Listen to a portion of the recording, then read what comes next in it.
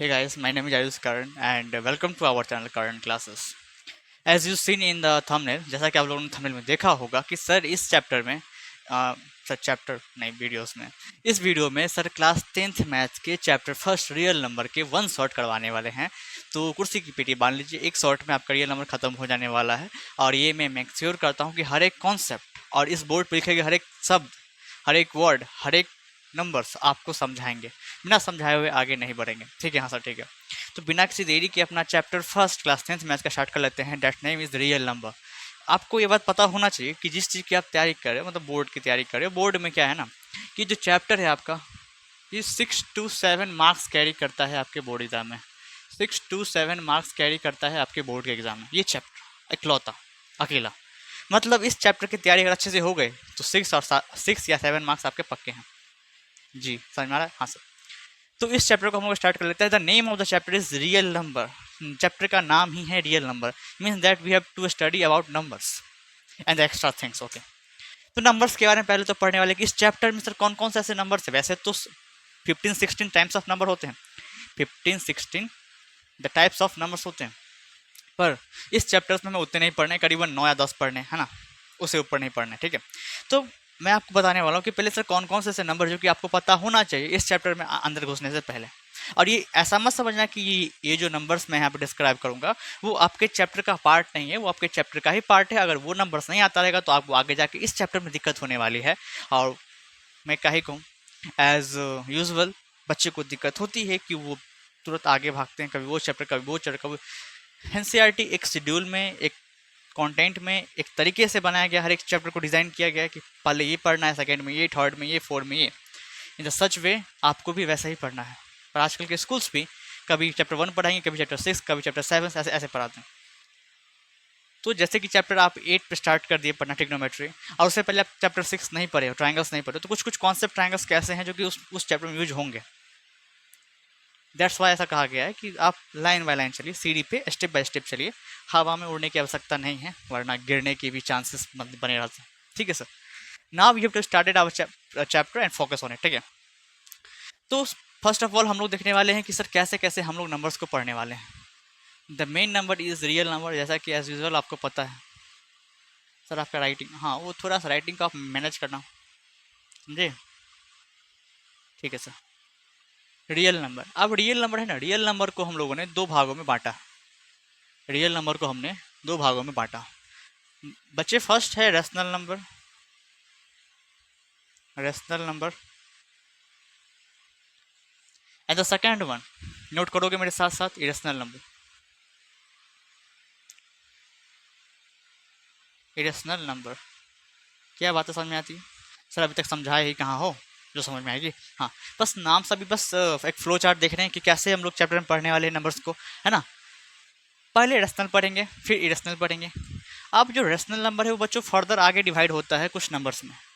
क्या sir irrational divide नहीं होता क्या? ना जी, इरेशनल नंबर अगर आगे डिवाइड करें भी हम तो इमेजनरी नंबर सब आ जाते हैं, वो कॉम्प्लेक्स नंबर, वो सब आपके क्लास का बात नहीं है, वो फर्दर क्लास 11th-12th की बातें हैं। बेसिकली हम लोग क्लास 10th के ऊपर ध्यान देने वाले, चैप्टर फर्स्ट जो भी है उसमें वही नंबर्स पढ़ेंगे। ठीक है? रेशनल नंबर्स में आपको जो फर्स्ट नंबर पढ़ना है वो है बच्चों natural number. Natural number, natural number पढ़ने हैं। द सेकेंड नंबर पढ़ने जो आपको पढ़ने हैं वो है बच्चों whole number. Whole number, whole number. जो आपको थर्ड पढ़ने हैं वो है इवन नंबर। हाँ सर ये बात पता है हमें, सर इवन नंबर तो सर बचपन से सुनते हुए आ रहे हैं, ये पूछ लो आप। हाँ ये बात तो पता होंगी ही आपको। और ओड नंबर, ये भी बेसिक चीज़ है, ओड नंबर, ये सब पता होना चाहिए आपको इस चैप्टर के लिए। ठीक है? देन हम लोग natural, whole, even, odd, composite पढ़ लेंगे। कंपोजिट नंबर, ये सारे नंबर्स की जरूरत है इस चैप्टर में, इस बात का खास ध्यान रखना। फिर हम लोग प्राइम नंबर भी पढ़ेंगे, प्राइम नंबर। फिर हम लोग इंटीजर्स भी पढ़ेंगे। जी, क्या आप सबको दिख रहा है? ये फ्लो चार्ट आप सबको दिख रहा है? कितने नंबर्स हो गए सर? फर्स्ट ऑफ ऑल हम लोग स्टार्ट करने वाले हैं अपने नेचुरल नंबर से। फर्स्ट नंबर ये पढ़ेंगे। सेकंड नंबर सर हम लोग पढ़ने वाले हैं होल नंबर। थर्ड हम लोग पढ़ेंगे इवन नंबर। चौथा पढ़ने वाले हैं ओड नंबर। पांचवा पढ़ेंगे सर कंपोजिट। छठा पढ़ेंगे प्राइम नंबर। सातवां पढ़ेंगे इंटीजर्स, सर आठवां पढ़ेंगे रेशनल नंबर, सर नौवां पढ़ेंगे इरेशनल नंबर, और आखिरी में 10वां पढ़ेंगे हम लोग रियल नंबर। क्या ये नंबर्स आप सबको विजुअल हैं? तो बोलिए हाँ। तो ये फ्लो चार्ट होने वाला है कि किस तरह से हम लोग नंबर्स को बारी बारी से पढ़ने वाले हैं। क्या आप सबको दिख रहा है? जी हाँ सर दिख रहा है। तो वही है, पहले अगर मैं बीच में भूल भी जाऊँ कि सर इसके बाद कौन सा नंबर है, तो वो मुझे आप बता सकते हो। सर कैसे सर? ये लाइफ प्लस तो है भी नहीं। अच्छा हाँ वो भी है। अच्छा मैं खुद याद रख लूँगा, आप टेंशन लेने की बात नहीं है। तो natural, whole, even, odd, composite, prime, integers, rational, irrational, फिर रियल। क्या ये सब लोगों ने बच्चे ने लिख लिया है? तो नेक्स्ट साइड पे चलें और बारी बारी से नंबर्स को जाने की क्या कैसे है सर। हाँ सर ठीक है, लिखिए इसको। ओके आप लोगों ने फर्स्ट स्लाइड को लिखा अच्छे से? हाँ सर ठीक है, फर्स्ट स्लाइड को हमने लिखा। अब बात करते हैं सर बारी बारी से उस नंबर्स को पढ़ने वाले। आपने ऐसा कहा था और हम तैयार भी है, पेन कॉपी लेके बैठे हुए हैं सर आपके इंतजार में कि कब आप नंबर स्टार्ट करोगे। तो ठीक है, द फर्स्ट नंबर इज, बोल भाई। आपने लिखा है अपनी नोटबुक पे, देख सकते हो।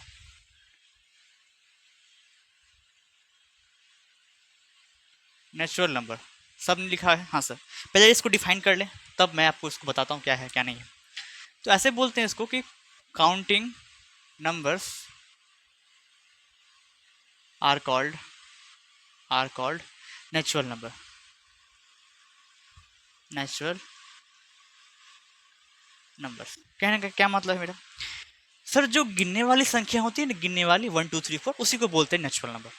जैसे एग्जांपल सर, जैसे कि एक रूम में कुछ चेयर्स रखे हैं, मे बी सर हर बार वही एग्जांपल लेते हैं आप। हाँ ये सर ये तो गलत है, ठीक है काम करते हैं। हाँ आपके क्लास में कितने गर्ल्स हैं? ओके वो गिन सकते हैं? हाँ सर ठीक।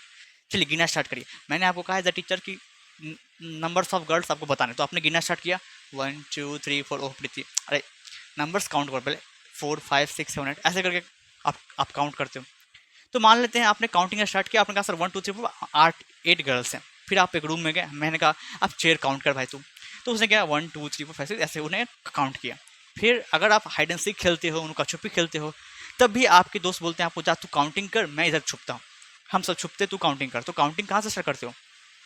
सर 1 2 3 4 यहाँ से स्टार्ट करते हैं। मतलब मोटा मोटी कहा जाए कि काउंटिंग जब भी स्टार्ट करते हो तो 1 से स्टार्ट करते हो।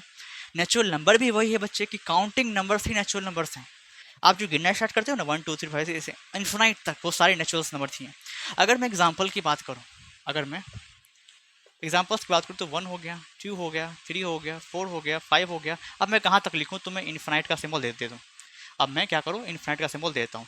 ये जो सिंबल दिख रहा है आपको, this is the symbol of infinity. This is the symbol of infinity. हाँ इन्फिनाइट बोलते हैं लोग कैसे, तो आप भी बोल सकते हो, ठीक है। तो नंबर्स अनगिनत है, बहुत बड़े। अब आप बोलोगे सर इन्फिनिटी को डिस्क्राइब कर सकते हो क्या? इन्फिनिटी से कितना बड़ा नंबर है? तो नहीं कर सकते। इन्फिनिटी एक बहुत बड़ा नंबर है, आपके लिए इन्फिनिटी एक नंबर होगा, मेरे लिए इन्फिनिटी एक अलग बड़ा नंबर होगा, है ना। तो एक मैथमेटिशियन थे जॉर्ज कैंटर, और उन्होंने ऐसा कहा था, मैंने कहीं पढ़ा कि my infinity is greater than your infinity. मतलब तुम्हारा जो इन्फिनिटी है, मेरे इन्फिनिटी तुम्हारे इन्फिनिटी से काफ़ी बड़ा है। मान लेते हैं तुम कुछ इतने बड़े अंक सोचे, अब मैं बोल दूंगा उस अंक का दोगुना मेरा अंक है इन्फिनिटी, तो ये तुमसे बड़ा तो नंबर हो गया। तो सब लोग अलग अलग, सबके लिए इन्फिनिटी अलग अलग डिफाइन है। इससे ये कहा गया है कि इन्फिनिटी को कोई डिफाइन नहीं कर सकता, ये बहुत बड़ा नंबर है, वी कांट डिफाइन इट। अभी के समय में तो नहीं किया गया, ठीक है। आगे बढ़ें? जी हाँ सर। और एक बात मेन इंपॉर्टेंट बात कि सर नेचुरल नंबर को कैसे डिनोट करते हैं, तो बच्चे नेचुरल नंबर को कैपिटल एन से डिनोट किया जाता है, ये बात को आप लोग ध्यान रखिएगा। And our second number is whole number, is whole number. ये होल नंबर क्या होता है? I will tell you. Okay, whole number को हम लोग कैपिटल डब्ल्यू से डिनोट करते हैं। क्या बातें समझ में आने लगी है? ठीक, ये होल नंबर होता है क्या है sir? Can you tell me? Okay, तो all counting numbers, all counting numbers together with zero, together with zero. Sir आपकी राइटिंग ओहो, हाँ टुगेदर, वो जीरो ये जेड लिखा हुआ है, आप लोग को शायद पता नहीं चले, आप लोग थोड़े से गवार हो, आई नो। सर क्या बात करो सर, बेइज्जती, अरे माफ़ करना भाई। ऐसा है कि all counting numbers together with zero, ये जीरो का मतलब समझ पा रहे हो क्या? हाँ सर हम ही तो हैं, अरे नहीं रे ये वाले नंबर, तुम तो हो ही। ऐसा है कि ऑल काउंटिंग नंबर्स, जितने नंबर्स हैं वो सारे, जितने काउंटिंग नंबर्स एक से लेकर इन्फिनिटी तक, वो तो रहेंगे ही रहेंगे। उनके साथ में अगर जीरो भी लगा दो ना, तो वो हमारे होल नंबर के कैटेगरी में लाइक कर जाते हैं। अब जीरो लगाना तो कहाँ लगाओगे, एक के बाद लगाओगे, दो के बाद कहाँ लगाओ, अरे मूर्खो, एक से पहले लगाओगे। हाँ सर, तो बस एग्जाम्पल अगर लिखूँ मैं इसका, एग्जाम्पल में अगर लिखना चाहूँ, सर चाहूँ क्या, आपको लिखना ही पड़ेगा, ठीक है। 0 1 2 3 4 5 अप टू कहाँ तक सर, ये भी इन्फिनिटी तक जाएगा, ये भी इन्फिनिटी से जाएगा। बात डिफरेंस छोटी सी है, ये 1 से स्टार्ट हो रहा है, ये 0 से स्टार्ट हो रहा है, that is the minor difference between those number, natural and whole number. Okay sir, ठीक है। Now we have to move ahead. The third type of number क्या था, सर आपने कहा था सर थर्ड में हम लोग इवन नंबर पढ़ने वाले हैं, कौन सा इवन नंबर पढ़ने वाले हैं सर? इवन नंबर को भी किसी नंबर किसी सिम्बल्स दर्शाते क्या ना जी, इवन नंबर को बेसिकली ऐसा कोई सिम्बल से दर्शाते हुए मैंने कहीं देखा नहीं कहीं मैंने पढ़ा, तो नहीं फिलहाल तो नहीं। इवन नंबर क्या होता है, ये बेसिक चीज़ है, इवन क्या है, ओड क्या है, ये सारे बच्चे को आना चाहिए। ये मैं अगर ये लिखूँ भी नहीं फिर भी ये सारे बच्चे को पता होना चाहिए। जिसे पता नहीं है वो चुल्लू भर पानी में डूब जाए, सर डूब तो नहीं सकते तो उसे पी लो और फिर जाके कुएं में कूद जाओ, ठीक है। हाँ सर ठीक है। इवन नंबर क्या है, अगर डिफाइन करना चाहूँ, इवन नंबर क्या, a number which is completely divisible by 2, एक ऐसा नंबर जो कि 2 से पूरा तरीका से डिवाइड हो जाए, आर कॉल्ड इवन नंबर। ऐसे नंबर जो कि 2 से पूरे तरीके से डिवाइड हो जाए, कट जाए, उसको बोलते हैं इवन नंबर। अब मैंने ये बता दिया और काफ़ी बच्चे को 80% समझ में आ भी गया होगा कि 2 से नंबर जो कटता है उसको इवन नंबर बोलते हैं। लेकिन 20% ऐसे बालक है जो कि आज तक कभी किताब खोले नहीं, तो उन्हें ये भी नहीं पता कि सर 20 से पूरा कट गया माने क्या सर, क्या मतलब कहना क्या चाह रहे हो आप, मतलब अरे मूर्ख हो। जैसे मान लेते हैं हमने एक नंबर लिया 80, इसको 2 से काटेंगे, 2 4 8, 0 का 0, मतलब 40 आ गया। मीन्स दैट ये जो 80 जो नंबर था आपका वो 2 से पूरी कट गया। अरे पॉइंट में तो आंसर नहीं आ रहा, रिमाइंडर तो कुछ नहीं बचा, नहीं सर। इसका मतलब ये जो 80 नंबर है ये हमारा इवन नंबर हुआ। आप समझ आ रहा है? हाँ, मतलब कि मुझे इतना बेसिक घुसना पड़ेगा, अब क्लास 1 2 के लेवल पे मैं आपको पढ़ाऊँ जाके, हैं ये तो कहीं से भी सही नहीं है। अरे समझ। और सो ओड नंबर का बस इसी का अपोजिट है भाई। एग्जाम्पल मैं इसका लूँ, जैसे तो आप लोग खुद से भी ले सकते हो एग्जाम्पल्स। चलो मैं ले लेता हूँ, 80 लगा देते हैं, ठीक है। हाँ सर ठीक है। ओड नंबर क्या है बच्चों, तो आप ऐसा लिख सकते हो, यू हैव टू राइट, बस इसी का उल्टा करना कुछ नहीं, a number which is not visible by 2 are called odd number।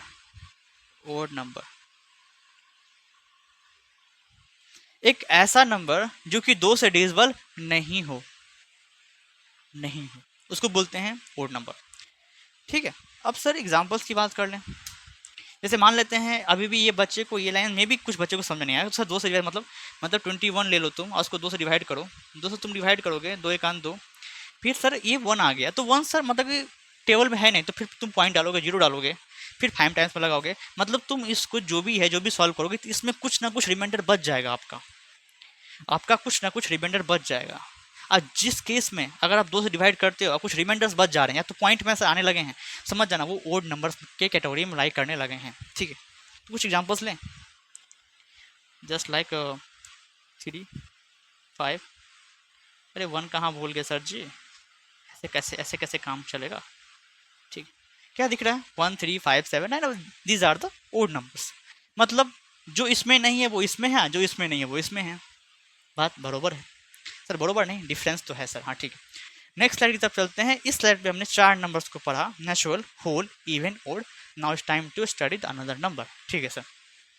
Okay, आप लोगों ने लिखा, now we have to move with another number, ठीक है सर। वो कौन सा नंबर है जो कि आप अभी पढ़ाने वाले हो?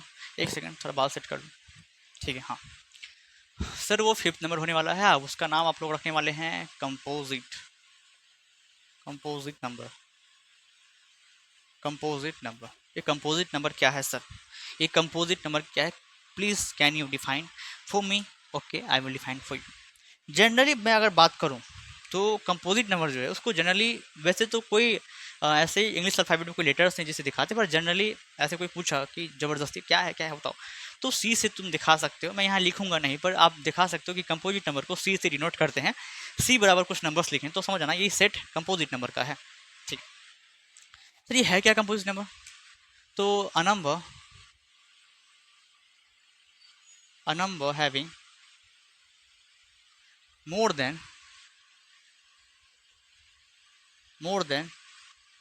टू फैक्टर्स, एक ऐसा नंबर जिसका दो से अधिक फैक्टर हो, एक ऐसा नंबर जिसका दो से अधिक फैक्टर हो आर कॉल्ड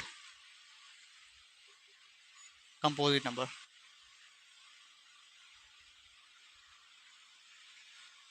क्या बात है समझ में आ रही है?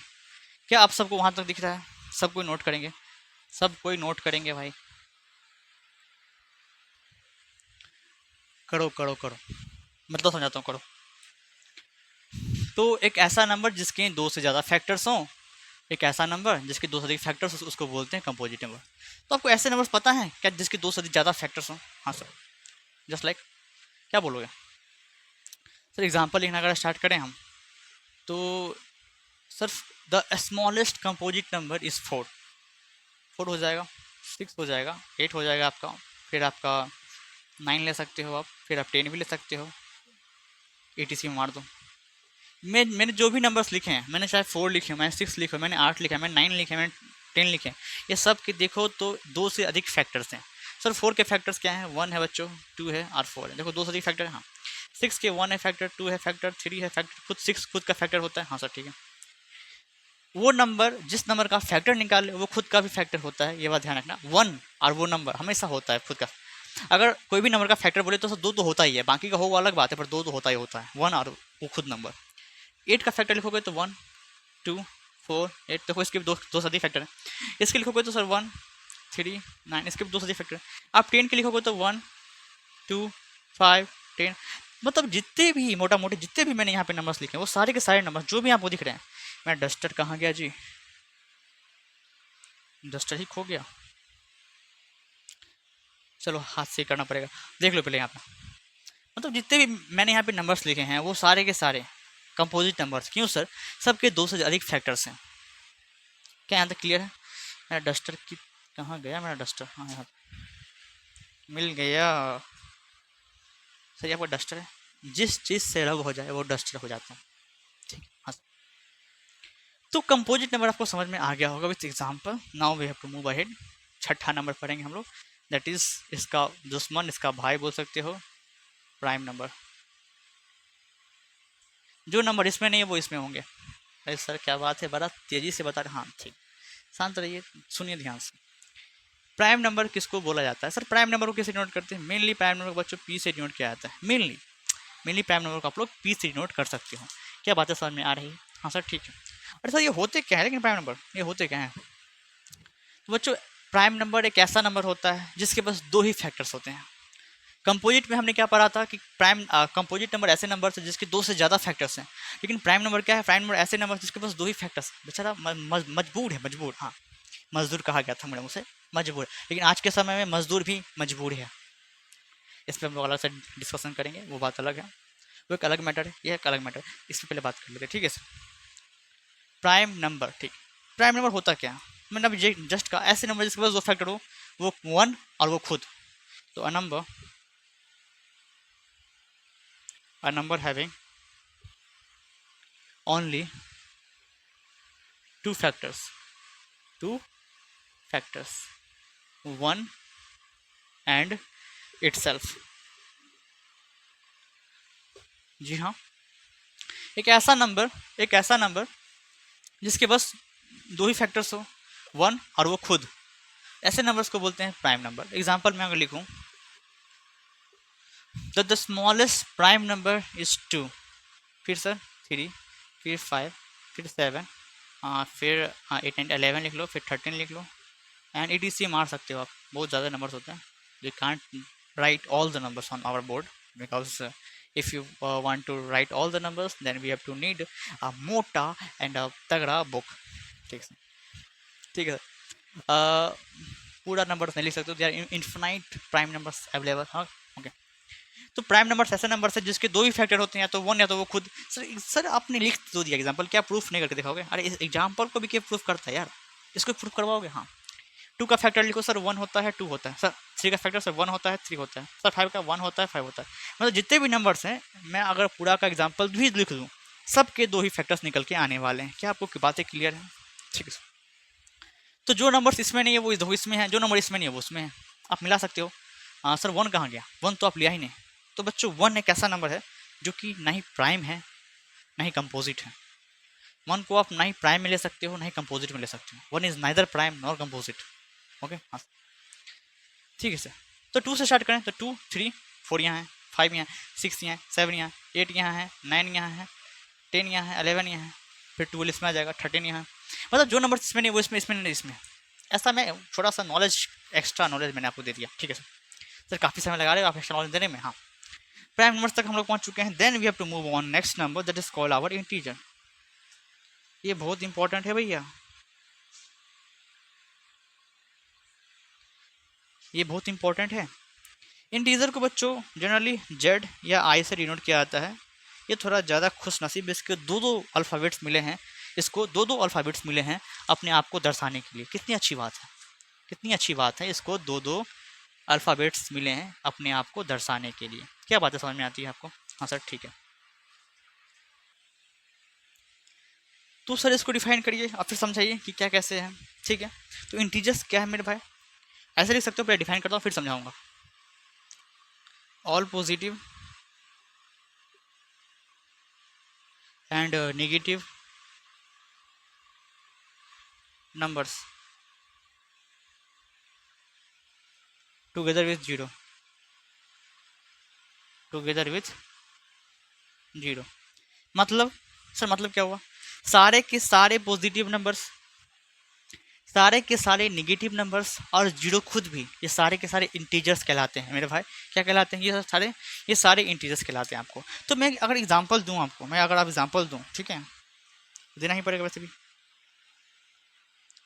जितने भी पॉजिटिव नंबर्स हैं 1 2 3 4 5 6 7 up to sir up to infinite मेरे भाई, ये अप टू इन्फिनाइट, ये सारे पॉजिटिव नंबर्स है भाई, ये सब पॉजिटिव नंबर्स है मेरे भाई। अगर आप इस पॉजिटिव नंबर को थोड़ा सा ध्यान से अगर देखोगे ना तो आपको लगेगा सर ये तो वाकई, ये तो सर पॉजिटिव नंबर्स, ये तो नेचुरल नंबर्स के सेट लग रहा है सर।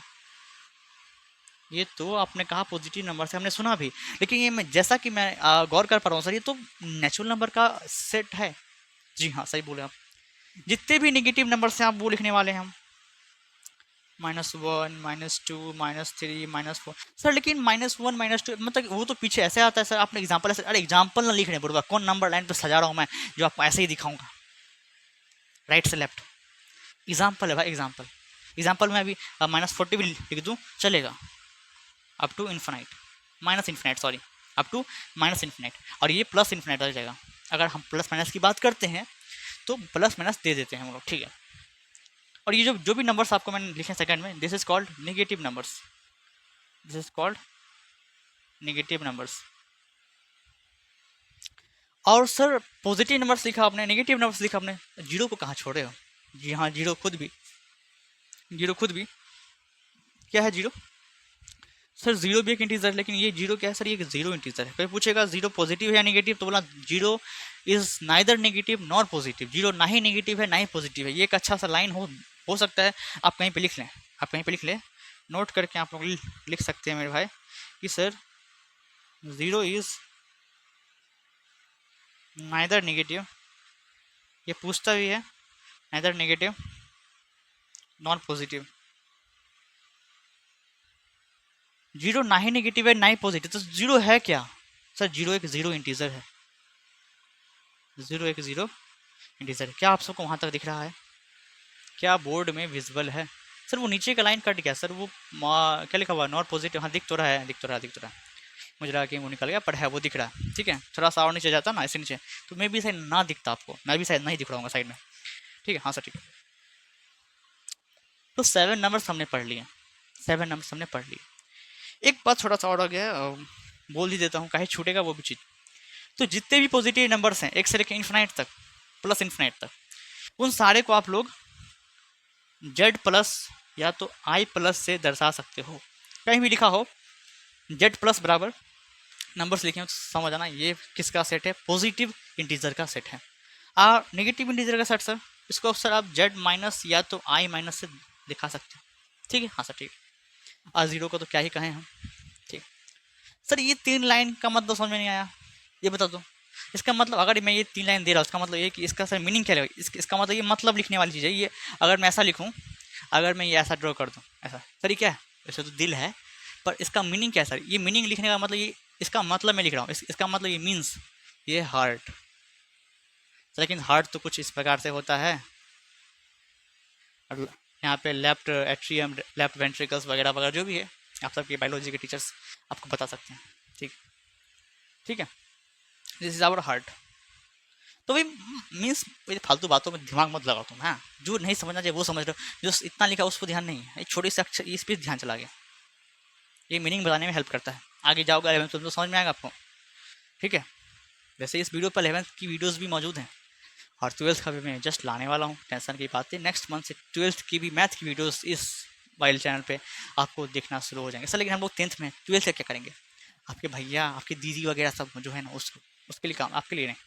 नेक्स्ट स्लाइड पे चलते हैं हम लोग। Okay sir, now we have to study few numbers, जैसे कि रेशनल हो गया, इरेशनल हो गया और रियल हो गया, ये 3 ही बाकी है। हम लोग जस्ट इसको निपटा देने वाले हैं, ठीक है सर। तो 8वां था कि 7वां था जी? पूरा 10 बताया ना मैंने, तो ये 8वां होगा।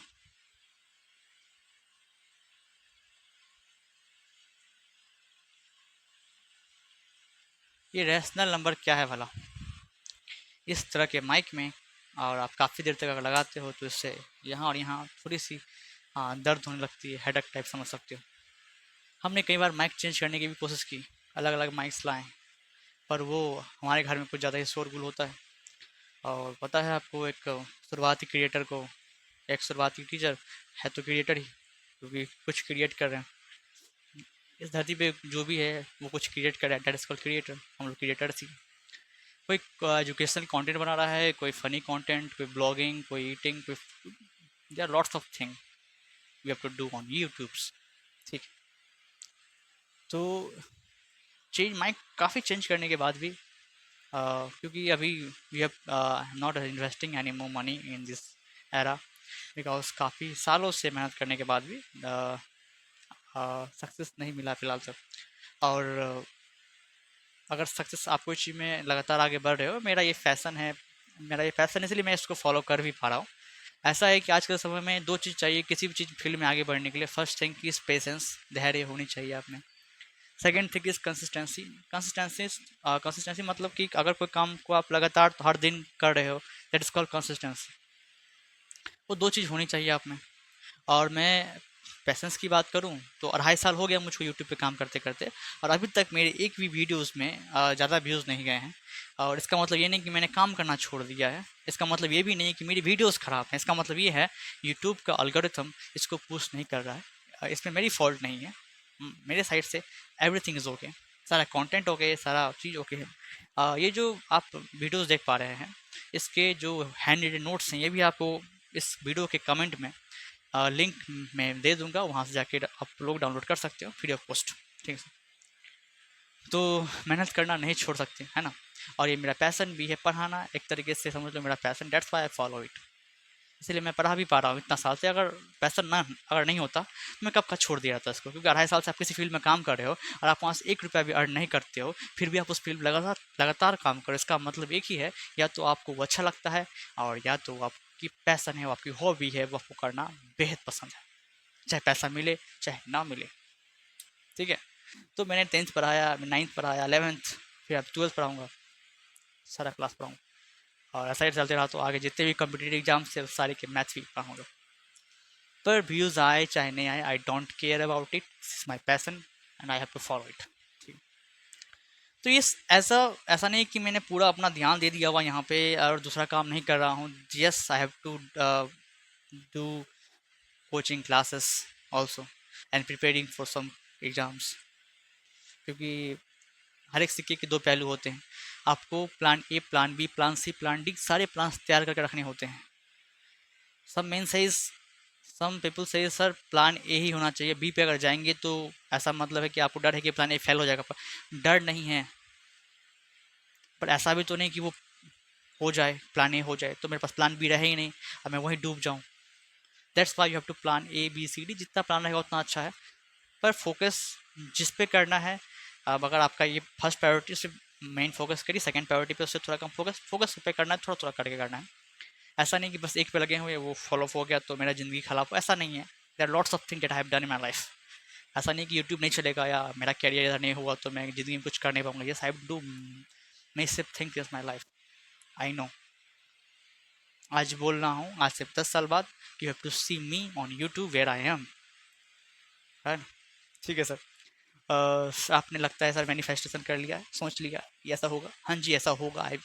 ऐसा है कि कई लोगों में ऐसा होता है कि कॉन्फिडेंस होता है, yes I have to do it, I have to done this, जो भी मैं यहाँ काम कर रहा हूँ I have to done it one day, I will reach in every in each students, okay. But क्या है ना, अगर नहीं भी हुआ तो कोई फ़र्क नहीं पड़ता है, मैं अपना पैसन करा, बात खत्म है। मुझे पढ़ाने के शौक में पढ़ा रहा हूँ, यहाँ नहीं तो कहीं और पढ़ाऊँगा पढ़ाऊँगा, लेकिन फिक्स है। अब ऐसे मैं अपने कान को ऐसे पकड़ूँ, चाहे घुमा के पकड़ूँ, पकड़ना तो कान ही है। आपका घर यहाँ पे है, आपको जाना है यहाँ पे, ये स्कूल है, ये आपका होम टाउन, ये आपका होम है, ये आपका स्कूल है। आपको यहाँ से यहाँ जाना है, आपने अपना एम फिक्स कर लिया, आपने अपना एम फिक्स कर लिया कि सर हमें स्कूल पहुँचना है। अगर ये रास्ते के बीच में काम चल रहा हो तो क्या आप स्कूल जाना छोड़ दोगे? नहीं ना। सर रास्ता चेंज करके जाएंगे, लेकिन जाएंगे तो स्कूल ही। हाँ जी हाँ। तो मेरा जरिया चेंज हो सकता है यहाँ तक पहुँचने का, पर पहुँचना वहीं पे है मुझे। Anyhow, by hook and by crook. Can you understand my feelings, my language, my words? Means that hard work with a smart work, patience, consistency, these things gives you success. Okay sir. देखो ये सब आपके topic में नहीं है, मैंने हट की बातें की हैं। और ऐसा है कि एक अच्छे शिक्षक को बुक इज नॉलेज के अलावा भी सोशल नॉलेज देना जरूरी है, सामाजिक ज्ञान देना बहुत जरूरी है। That's why I am telling you this things. Okay sir. Sir आपकी इंग्लिश लाजवाब, क्या कर सकते हैं। मैंने कहीं पे कोर्स नहीं किया, बट कभी बोलते बोलते बोलते बोलते I have to speak in English as well sometimes. ठीक है सर। तो सर आगे बढ़ते हैं। बार बार मेरा डस्टर खो जा रहा है, आप मैं इसको कैसे रब करूँ बताइए, कैसे सेटअप करूँ मैं इसको? चलो कोई बात नहीं, कोई बात नहीं है। ठीक है सर। तो सर कहाँ पढ़ रहे थे आप, कहाँ ले गए आप हम लोग को? टॉपिक सर भटका चुके हैं आप हमको। आप सर हमें मोटिवेट ही होना है, आपको मोटी से वेट करवा दो, मोटिवेट करके दो पंच मार के। अरे मूर्खो, मोटिवेट नाम का कोई चीज़ नहीं होता। सब में अपना अपना एक जोश होता है, अपना एक जुनून होता है। जुनून आप में तो कर लोगे, नहीं है तो नहीं कर पाओगे, बात थोड़ी सी है। मोटिवेशन इज नथिंग, ऐसा कुछ है ही नहीं। आपको मेरी बात सुन लगा अरे आज तो पढ़ना है, 2400 घंटा रगड़ देंगे चाहे पास हो जाता। ठीक है अच्छी बात है, पर ये कंसिस्टेंसी होनी चाहिए आप में ना। एक दिन दो दिन से काम नहीं बनने वाला है ना मेरे भाई। अब जैसे कि एक इंसान है, उसको घर बनाना है, तो 2 दिन 2 ईंटें बाद जोड़ के छोड़ दिया तो क्या घर बन गया? ना जी, सालों सालों लग जाते हैं घर को बनने के लिए। एक एक ईंटें बाद जोड़ के वो घर बनता है, एक दिन का प्रोसेस ना नहीं ना है। एक दिन में नहीं होने वाला है, लेकिन एक दिन जरूर होने वाला है। That's how I will tell you this things, क्योंकि ये चीज़ है ना मैं एक्सपीरियंस कर रहा हूँ अभी। सक्सेस नहीं मिलने के बावजूद भी किसी चीज़ पे अड़े रहना, काम करना, डेट इज़ कॉल्ड जुनून, डेट इज़ कॉल्ड जिद। ठीक है हाँ सर। तो सर रेशनल नंबर क्या है, आप टॉपिक की तरफ चलते हैं। थोड़ा सा ज्ञान देना जरूरी हो जाता है बीच बीच में बच्चों को। ऐसा मेरा भी माइंड फ्रेश हो गया आपसे बात कर लिया तो। ठीक है ओके। तो सर रेशनल नंबर क्या है, ऐसा बोल सकते हैं, आपने सुना भी होगा। हमने काफ़ी समय नंबर्स के पीछे खर्च किया है। इसका मतलब ये नहीं कि हमने अपना टाइम वेस्ट कर दिया, इसका मतलब ये है कि हमारा बेसिक स्ट्रांग हो रहा है। तो आप टेंशन ना लें इसके लिए। रेशनल नंबर क्या है? रेशनल नंबर को फर्स्ट ऑफ ऑल तो बच्चों क्यू से डिनोट किया जाता है। ये क्यू आपके इंग्लिश अल्फ़ाबेट का जो लेटर है इससे डिनोट किया जाता है। कहीं भी लिखा हो क्यू बराबर कुछ नंबर समझना, this is a set of rational numbers. तो a number which is in the form of p upon q, where p and q are integers and q does not equal to 0, are called rational number. rational number sir क्या लिखा हमने, क्या आप, sir आपने क्या लिखा आपको नहीं पता? अरे मूर्खो, मजाक नहीं।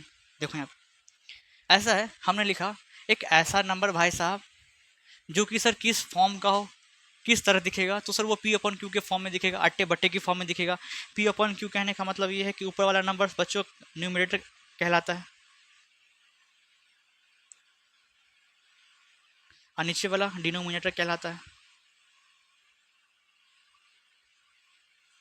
अट्टे बट्टे के फॉर्म में है, जैसे कि एग्जाम्पल लूँ तो 2/5, जस्ट लाइक दैट। तो एक ऐसा नंबर जो कि इस फॉर्म में हो, जहाँ पे ऊपर नीचे दोनों पी और क्यू दोनों क्या होने चाहिए, इंटीजर्स होने चाहिए। आपने जस्ट अभी इंटीजर पढ़ा है। और नीचे वाला जो है ना क्यू, ये जो नीचे वाला क्यू है वो जीरो के बराबर नहीं होना चाहिए। सर हो गया तो क्या होगा बताता हूँ, पहले ये समझो कि नहीं होना चाहिए, क्यों होगा अब जस्ट बताऊंगा।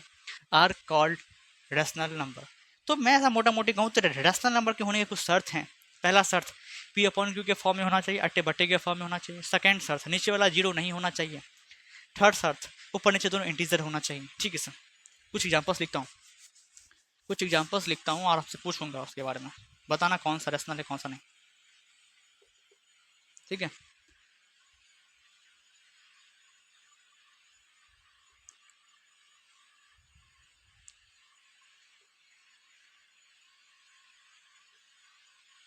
ये सब में से बताना आपको कौन सा रेशनल है कौन सा नहीं है, बताओ। सर आपने कहा ऊपर नीचे, मतलब न्यूमरेटर भी दिखना चाहिए, डिनोमिनेटर भी दिखना चाहिए, अट्टे बट्टे के फॉर्म में होना चाहिए, पर आपने यहाँ लिख दिया -2, आपने लिख दिया है -2। तो -2 तो इकलौता नंबर है, इसके ऊपर नीचे कुछ है ही नहीं सर, मतलब ना ही न्यूमरेटर ना ही डिनोमिनेटर, कुछ मतलब अकेला नंबर है। तो क्या ये रेशनल नंबर नहीं है? बोल भाई बोल, ये रेशनल नंबर है। काफ़ी बच्चे बोलेंगे, देख के बोल दो यार सर ये नहीं, फॉर्मेट तो ये है फ्रैक्शन के फॉर्मेट में, ये नॉर्मल फॉर्मेट में तो नहीं चलेगा, काट दो उसको। ऐसा नहीं है, अगर ये नंबर ऐसा लिखा हो इसका मतलब इसके नीचे में कुछ नहीं तो 1 है। तो आप बताओ क्या ये पी अपन क्यू के फॉर्मेट में दिख रहा है? हाँ सर दिख रहा है। अरे भाई कुछ चीज़ होते हैं पर वो दिखते नहीं, you have to feel it, you have to know it. जानते हैं ऐसा है, बताते नहीं हैं। ठीक, चलो मजाक मस्ती बंद। ऊपर नीचे अगर फ्रैक्शन, एक फ्रैक्शन बन गया, नॉर्मल नंबर था, हम नीचे में एक डाल दिया, नीचे में एक दिन से कोई फर्क नहीं पड़ता है, ऐसे नंबर्स को बोलते हैं फ्रैक्शन। और ऊपर नीचे पी अपन क्यू, पहला शर्त ऊपर नीचे अट्टे बट्टे के फॉर्म में होना चाहिए सर है। दूसरा शर्त ऊपर नीचे दोनों इंटीजर्स होने चाहिए। सर -2 और 1 इंटीजर है, हाँ है। नीचे वाला जीरो नहीं होना चाहिए, जीरो के अलावा कुछ भी नंबर डाल दो, जीरो नहीं होना चाहिए। तो सर जीरो नहीं है 1 है, इसका मतलब ये सारे शर्तों को फुलफिल कर रहा है, इसका मतलब ये रैशनल नंबर है मतलब। हाँ सर, इसी तरह से -1 भी होगा, इसी तरह से जीरो भी होगा। सर जीरो कैसे बोल दिए सर? जीरो, ए भाई साहब जीरो के नीचे में कुछ नहीं तो 1 होगा। हाँ, अट्टे बट्टे के फॉर्मेट में, हाँ सर है। क्या ऊपर नीचे इंटीजर है? जीरो भी इंटीजर, 1 भी इंटीजर, हाँ सर। क्या नीचे वाला जीरो नहीं होना चाहिए? हमने कहा जीरो नीचे वाला, हमने ऊपर वाले के बारे में कोई बात किया ही नहीं फिलहाल, हमने नीचे वाले के बारे में बात किया है। नीचे वाला जीरो नहीं होना चाहिए, ऊपर वाला हो ना हो कोई फर्क नहीं पड़ता है, नीचे वाला जीरो नहीं होना चाहिए। नीचे वाला एक हिस्सा जीरो नहीं है, इसका मतलब तीनों बातों को फुलफिल करा, तो ये भी एक इंटीजर हो जाएगा। हम्म, ऐसा चलने वाला है, पर ये ऐसा कर दोगे तो नहीं चलेगा। नीचे में जीरो नहीं होना चाहिए। सर क्यों सर? रीज़न तो बताओ। ये इसलिए नहीं होना चाहिए क्योंकि आप जब भी कोई नंबर को जीरो से डिवाइड देते हो तो वो नॉट डिफाइन कहलाता है। जब ये किसी के लिए डिफाइन ही नहीं है तो फिर क्या फायदा, क्या फ़ायदा? कोई नंबर ही नहीं है तो फिर सॉल्व कैसे करोगे इसको आगे जाके? ठीक है, दैट्स वाई हम लोग कोई भी नंबर के नीचे में अगर जीरो लिखा हुआ है तो वो नॉट डिफाइन कहलाता है, वो डिफाइन नहीं है हमारे लिए। ठीक है, हाँ ठीक। और ये तो साफ साफ दिख रहा है फ्रैक्शन है, नॉर्मल सा फ्रैक्शन, ऊपर नीचे इंटीजर भी है, पी वन क्यू के फॉर्मेट में है, और नीचे में तो 7 है, जीरो नहीं है। ठीक है, और ये भी नॉर्मल सा नंबर है। ठीक है सर, ये हमारे लिए खास नंबर है, क्यों है आगे बताऊंगा। फिलहाल ये इतना देख लीजिए, इतना समझिए, आगे चलते हैं। ठीक है सर, तो our ninth number is irrational number, our ninth number is irrational number.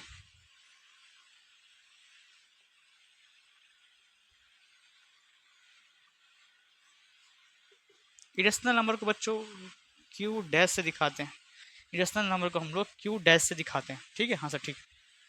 क्या है इरेशनल नंबर? बस इसी का उल्टा है, इसी का उल्टा सर क्या, और number which is not in the form of p upon q, where p and q are integers and q does not is equals to 0। ये लाइन लिखना है, इसमें भी तो लिख सकते हो आप, ये यहाँ से यहाँ तक लिखना है, यहाँ भी छाप सकते हो, कोई दिक्कत वाली बात नहीं, पर नहीं लिखोगे तो फिर भी चलने वाला है, इसलिए बोल रहा हूँ। आपके ऊपर डिपेंड छोड़ दिया मैंने आपके ऊपर। तो एक ऐसा नंबर जो कि सर इस फॉर्मेट का नहीं हो are called are called irrational number.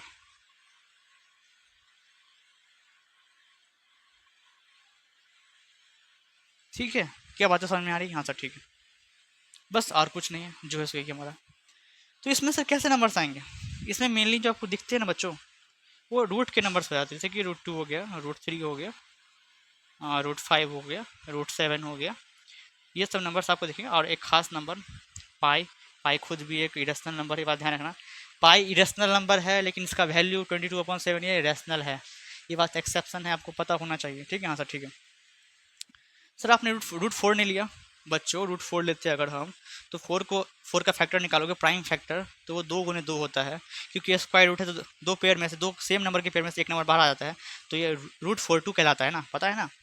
और रूट 4 का रूट 2 होता है, इसका मतलब ये तो रैशनल हो गया, इसीलिए हमने रैशनल को इस कैटेगरी में नहीं लिया है, क्योंकि ये इरेशनल है ना, बात समझो। हाँ सर ठीक। तो नेक्स्ट मूव कर लेते हैं, our next number that is real number, समझे? ठीक है sir. Now we have to study sir real number, बिना टाइम गवाए देखते हैं।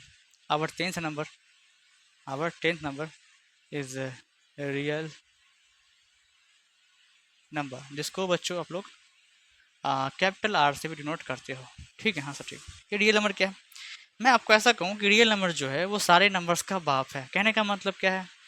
सारे नंबर्स का पिताजी है ये। कहने का मतलब क्या है? कहने का मतलब ये है सारे नंबर्स इसके बच्चे हैं। सर कहने का मतलब क्या? अरे भाई रुक, रियल नंबर में सारे नंबर्स आते हैं। तुम रियल में रैशनल उठा लो, इरेशनल उठा लो, नेचुरल उठा लो, इवन, ओड, प्राइम, कंपोजिट, को प्राइम, ट्विन प्राइम, ट्रिपलेट, कुछ भी उठा लो, तो ऑल दो 16 and 17 number that will exist in mathematics, वो सारे के सारे रियल नंबर में आते हैं। तो ऐसा मैं बोल सकता हूँ, वो सारे नंबर्स रेशनल में आते हैं और इरेशनल में भी। तो दुनिया भर के जो भी नंबर्स हैं, ऑल नंबर्स, ऐसा ऐसा लिखूँ कि all rational and irrational numbers are called real number. जितने भी रेशनल नंबर है, सारे के सारे रेशनल नंबर, सारे के सारे इरेशनल नंबर, उनके कलेक्शन को बोलते हैं रियल नंबर। लेकिन सर आपने कहा था नेचुरल, इवन, ओड सब है। अरे मूर्खो, रेशनल में ही तो सारे आते हैं, natural, whole, even, odd, composite, prime, ये सारे रेशनल में ही आते हैं मेरे भाई। इसी के फर्दर का क्लासिफिकेशन है मूर्खो कहीं के। इतना देर से मैंने समझाया, मैंने फ्लो चार्ट बताया, क्यों बताया? इसी के लिए कि ये सवाल आगे जाके तुम पूछो मुझसे, गधे। समझ में आ रहा है? हाँ सर ठीक है। एग्जाम्पल लोगे? ले लो, ले लो भाई ले लो। सर यहाँ पे सर रूट के भी नंबर्स होंगे, निगेटिव नंबर्स भी होंगे, ज़ीरो भी होगा, पॉजिटिव नंबर्स भी होंगे, कुछ फ्रैक्शंस में भी मैं लिख देता हूँ। ठीक है, किसी लगा देता हूँ। ठीक है, हाँ सर ठीक है। तो this is our real number. अब मैं चाहता हूँ कुछ पॉइंट्स है, नोट के तौर पे आप इसे लिख लें। जैसे कि रूट 2 का वैल्यू काम देगा, रूट 3 का वैल्यू काम देगा, आपको जो पाई की वैल्यू है वो काम देगी आपको। सर रूट 5 का वैल्यू तो मेनली ये जल्दी नहीं पूछता है, आपका क्लास शायद ना भी पूछे, पर मेनली जो ऊपर का 3 है, 1 2 3, इसका वैल्यू पूछेगा और यूज भी होता है आपके सवालों में। सर रूट 2 का वैल्यू क्या होता है बच्चों? 1.414 होता है। रूट 3 का 1.732 होता है। सर पाई का, इसका फ्रैक्शनल वैल्यू 22/7 है और पॉइंट में 3.1416 है ना। ठीक है सर, आपको एग्जाम में यहाँ इतना ही वैल्यू लेने के लिए बोलेगा, 3.1416 नहीं बोलेगा। ठीक, ठीक है हाँ सर सही है। 2.236 इसका तो शायद कहीं नहीं भी पूछें। ठीक है, ये आप नोट कर लीजिए। और कुछ और बातें हैं नोट करने वाली, मैं आपको नोट करवा देता हूँ। मैं 2 पॉइंट बोलने वाला हूँ, आप उस दोनों पॉइंट को लिखें और मैं उसका मतलब यहाँ समझा दूंगा। लिखो, द सम ऑफ, लिखिए भाई साहब, आप ही को बोल रहा हूँ। The sum of rational and irrational number is always irrational number. क्या लिखा आपने? The sum of rational number and irrational number is always irrational.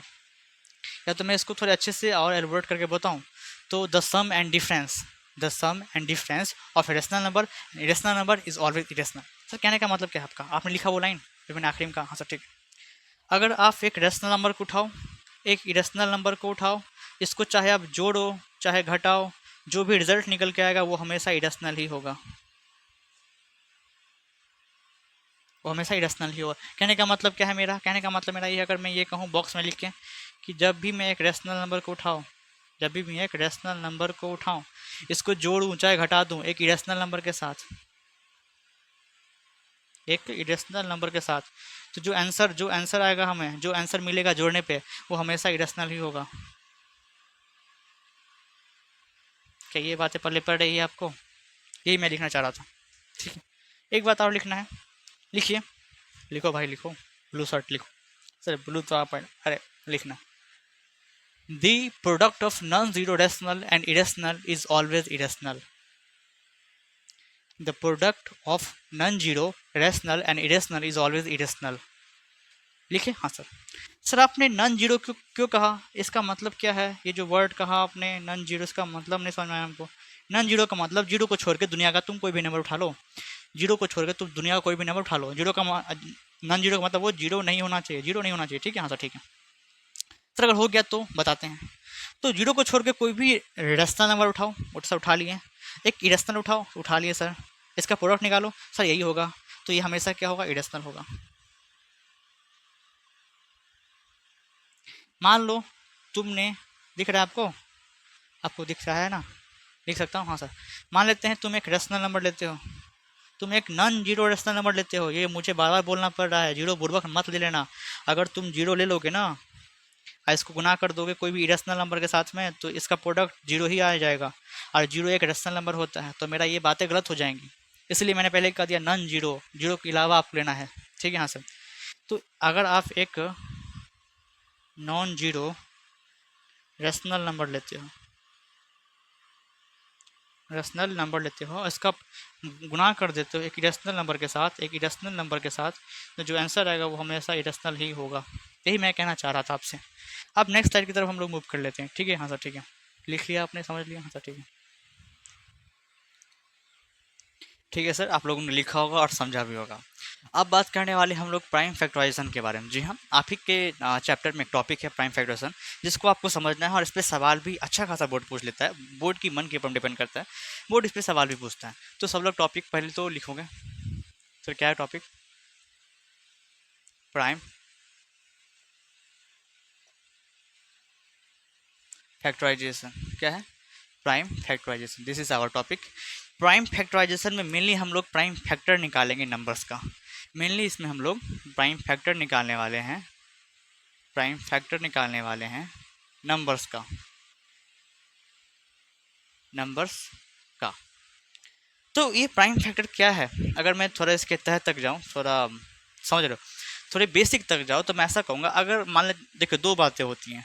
पहली बात है, आपको कोई बोलेगा सिक्स का फैक्टर लिखो, सिक्स का तुम फैक्टर लिखो, समझना मेरी बातों को ध्यान से। कोई बोलेगा सिक्स का फैक्टर लिखो, फैक्टर का मतलब ये होता है कि कौन कौन से ऐसे नंबर्स हैं जिनके टेबल में सिक्स आ रहा है। सिक्स का फैक्टर लिखो कहने का मतलब है कौन कौन से ऐसे नंबर हैं जिसके टेबल में सिक्स आ रहा है। तो सर ऐसे वन है, टू के टेबल में भी सिक्स आता है, और सर यहाँ तक कि थ्री के टेबल में भी आता है, और सिक्स खुद के टेबल में भी आता है। मतलब एक दो तीन छः, these are the factors, these are the factors of six, these are the factors of six. तो this is the first thing, कि ये पहला चीज़ है कि हमने फैक्टर निकाला भैया। अब दूसरा चीज़ है बच्चों प्राइम फैक्टर। ये डिफरेंस है, काफ़ी बच्चे समझते हैं फैक्टर और प्राइम फैक्टर सेम चीज़ है, नहीं, they those are different things. Okay, तो प्राइम फैक्टर, अब जैसे ही हमने कहा प्राइम फैक्टर, इस केस में भी हम सिक्स का निकाले थे फैक्टर, अब निकालेंगे हम लोग सिक्स का प्राइम फैक्टर।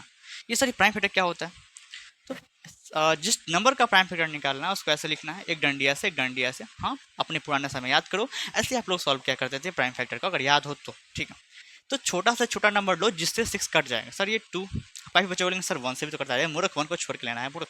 ठीक, दो से काटते हैं, सर दो के टेबल में सिक्स कितना मरता सर, तीन मरतबे, और तीन के टेबल में तीन एक तीन, बात खत्म। तो सिक्स का प्राइम फैक्टर क्या क्या आ गया, two into three into one, one नहीं लिखते हैं, तो two into three is the prime factor of six, but one two three six is the factors of six. Difference समझ में आ रहा है?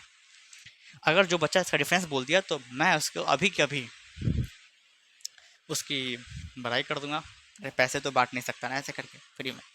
ठीक है सर, तो फैक्टर्स और प्राइम फैक्टर्स में आपको क्या डिफरेंस लग रहा है? कौन सा बच्चे को समझ में आ गया कि सर फैक्टर में और प्राइम फैक्टर में क्या डिफरेंस है, और वो बच्चा बताने को तैयार है? बता।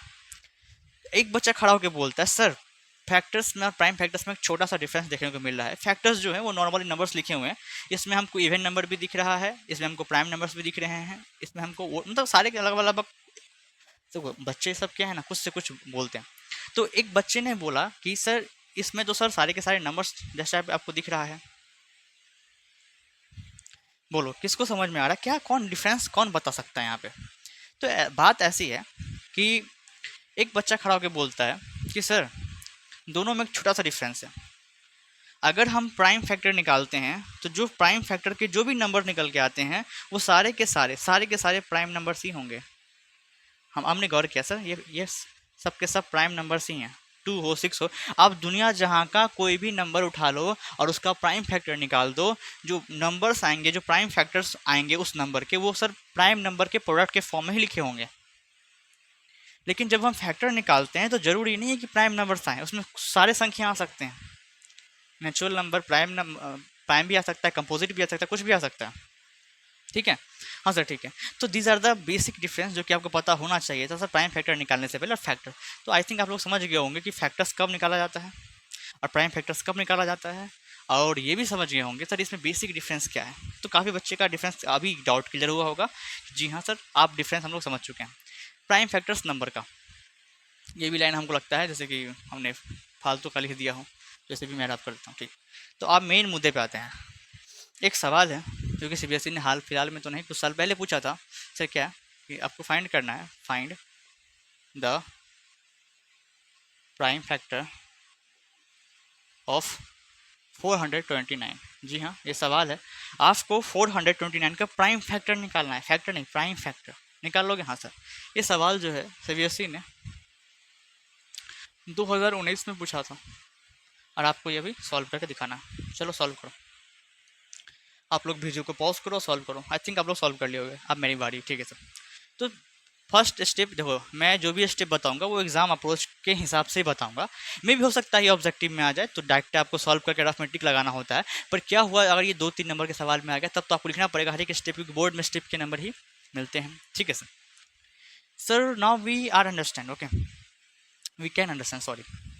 तो फर्स्ट स्टेप लिखोगे कि प्राइम फैक्टर, सर आपकी राइटिंग सुभान अल्लाह, फैक्टर आपका राइटिंग सर, ठीक है। तो प्राइम फैक्टर ऑफ कौन से नंबर का प्राइम फैक्टर निकालना है आपको? सर 429। ठीक है, ऐसा स्टेप लिखोगे और साइड में ही अगर दिखाना चाहो तो दिखा देना, वैसे दिखाना पड़ेगा ही आपको। ठीक है, इस नंबर का प्राइम फैक्टर निकालना और इसको यहाँ पे प्राइम नंबर के प्रोडक्ट के फॉर्म में लिख देना। सर कुछ मोटा मोटा समझ में नहीं आया सर, थोड़ा समझा दो प्लीज। एक काम कर, पहले इसका प्राइम फैक्टर निकाल, क्या होगा बोलो? सर इसके प्राइम फैक्टर्स कौन से नंबर्स कटेगा? सर ये 2 से कटने से रहा, एक काम करते हैं 3 से कट जाएगा। 3 से कटेगा क्या? चल हाँ 3 से कट जाएगा, 3 से कट, 3 1 3, 4 12, 3 9। आप किससे कटेगा? सर आप भी डायरेक्ट 6 7 11 से काट लो, 11 का 11, 11 33, आप ये 13 क्योंकि प्राइम नंबर है तो एक से ही करेगा। ठीक है, प्राइम नंबर्स खुद से ही करते हैं। जी हाँ, क्योंकि प्राइम नंबर के 2 ही फैक्टर्स होते हैं, एक या तो खुद से ही काटेंगे, है ना? हाँ सर ठीक। तो इस नंबर का प्राइम फैक्टर क्या आ गया बताओ? सर आ गया 3 × 11 × 13। तो जो आपको नंबर्स दिख रहे हैं, बस ये सवाल सॉल्व हो चुका है, ये हमारा आंसर हो जाता है। तो ये आपको जो नंबर्स दिख रहे हैं 3 हो चाहे वो 11 हो चाहे 13 हो, ये तीनों के तीनों प्राइम नंबर है। तो हमने ऐसा कहा था अगर दुनिया जहान में कोई भी नंबर है, कोई भी नंबर फर्क नहीं पड़ता, कोई भी नंबर हो लो और उसका प्राइम फैक्टर निकाल दो, तो जो प्राइम फैक्टर आएंगे तो प्राइम फैक्टर प्राइम नंबर के प्रोडक्ट के फॉर्म में ही लिखे रहते हैं। प्रोडक्ट माने गुना, हाँ पढ़े होगे। ठीक, क्या दिख रहा है? 3 भी प्राइम नंबर है, 11 भी प्राइम नंबर, 13 भी प्राइम नंबर है।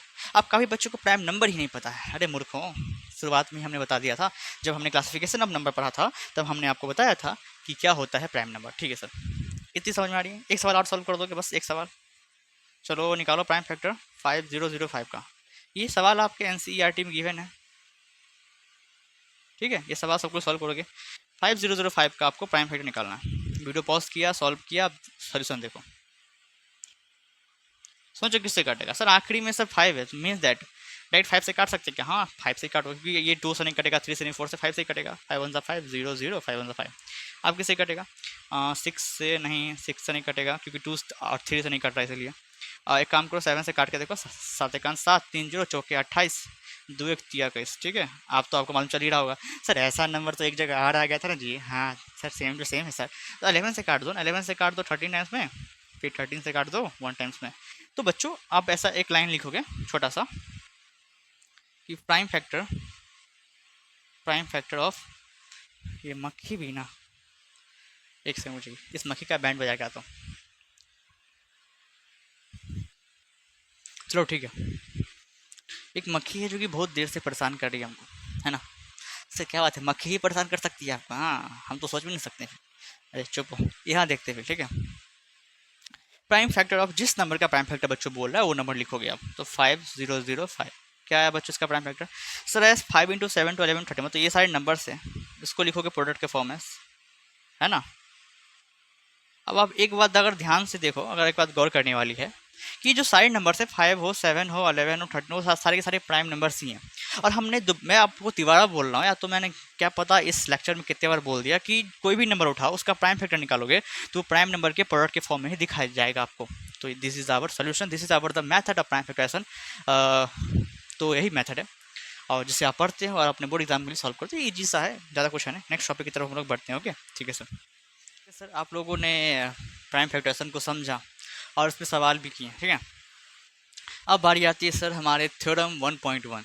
ये पहले आपके एनसीईआरटी में, जो इससे पहले जो आपके सीनियर सबसे जो कि पढ़ के निकले क्लास 10, तो ये 2020 से चेंज कर दिया गया वैसे, तो उससे पहले जो भी स्टूडेंट पढ़े हैं, तो ये जो थ्योरम है वो थ्योरम 1.2 कहलाता था, बट आपकी न्यू एनसीईआरटी के बेसिस पे ये थ्योरम 1.1 है आपका, ठीक है। तो इसे हम लोग पढ़ने वाले। सर थ्योरम 1.1 क्या है? इसे आप थ्योरम 1.1 भी लिख सकते हैं यहाँ पे, है ना, जगह छोटा हुआ आप लिख सकते हैं। अरे मुझको बोल रहे हो क्या? अरे आप लिख सकते हो, मैंने बोल दिया ना, ऐसा लिख लो वहाँ पे, ठीक है। फंडामेंटल थ्योरम ऑफ अरिथमेटिक क्या है सर? अभी समझते लिखा हुआ है यहाँ पे। मैं चाहता तो अभी आपको लिखवाता लाइन टू लाइन, आप भी साथ साथ लिखते हैं, लेकिन क्या है ना, क्योंकि ये वन शॉट है तो मुझे ये बात का ध्यान भी रखना पड़ रहा है कि वीडियो ज़्यादा लेंदी ना हो, बच्चे को ज़्यादा प्रॉब्लम ना हो, इसीलिए पहले से लिख के रखा हुआ है। दिख रहा है? हाँ सर ठीक है। तो सर ये क्या है, क्या थ्योरम? तो ध्यान से सुनोगे हर एक वर्ड को, हर एक लाइन को। एवरी कंपोजिट नंबर, सुनो, एवरी कंपोजिट नंबर, कैसा नंबर? Composite number. अब कंपोजिट नंबर क्या होता है सर? हमने जस्ट पिछले वाले मतलब क्या बोलते हैं स्लाइड्स में बताया है कंपोजिट नंबर क्या है। बहरहाल सारे नंबर्स बताए हैं जो कि इस चैप्टर में यूज होने वाले हैं, ऐसे नहीं मैंने कुछ से कुछ बता दिया है। तो जो बच्चे वीडियोस देख रहे हैं उसको पता होगा कंपोजिट नंबर क्या, क्योंकि पहले मैंने बता रखा है। तो जितने भी कंपोजिट नंबर्स हैं उन सारे को हम लोग क्या कर सकते हैं, उस सबको सारे को हम लोग एक्सप्रेस कर सकते हैं। सर एक्सप्रेस का मतलब को समझ में नहीं आ रहा बच्चों। एक्सप्रेस का मतलब होता है फैक्टराइज, ये तो समझ में आ रहा होगा। हम लोग उसको फैक्टराइज कर सकते हैं as a product of its primes. Sir primes का मतलब बच्चों, प्राइम्स का मतलब यहाँ पे है, ये जो प्राइम्स है इसका मतलब है प्राइम नंबर से। किससे?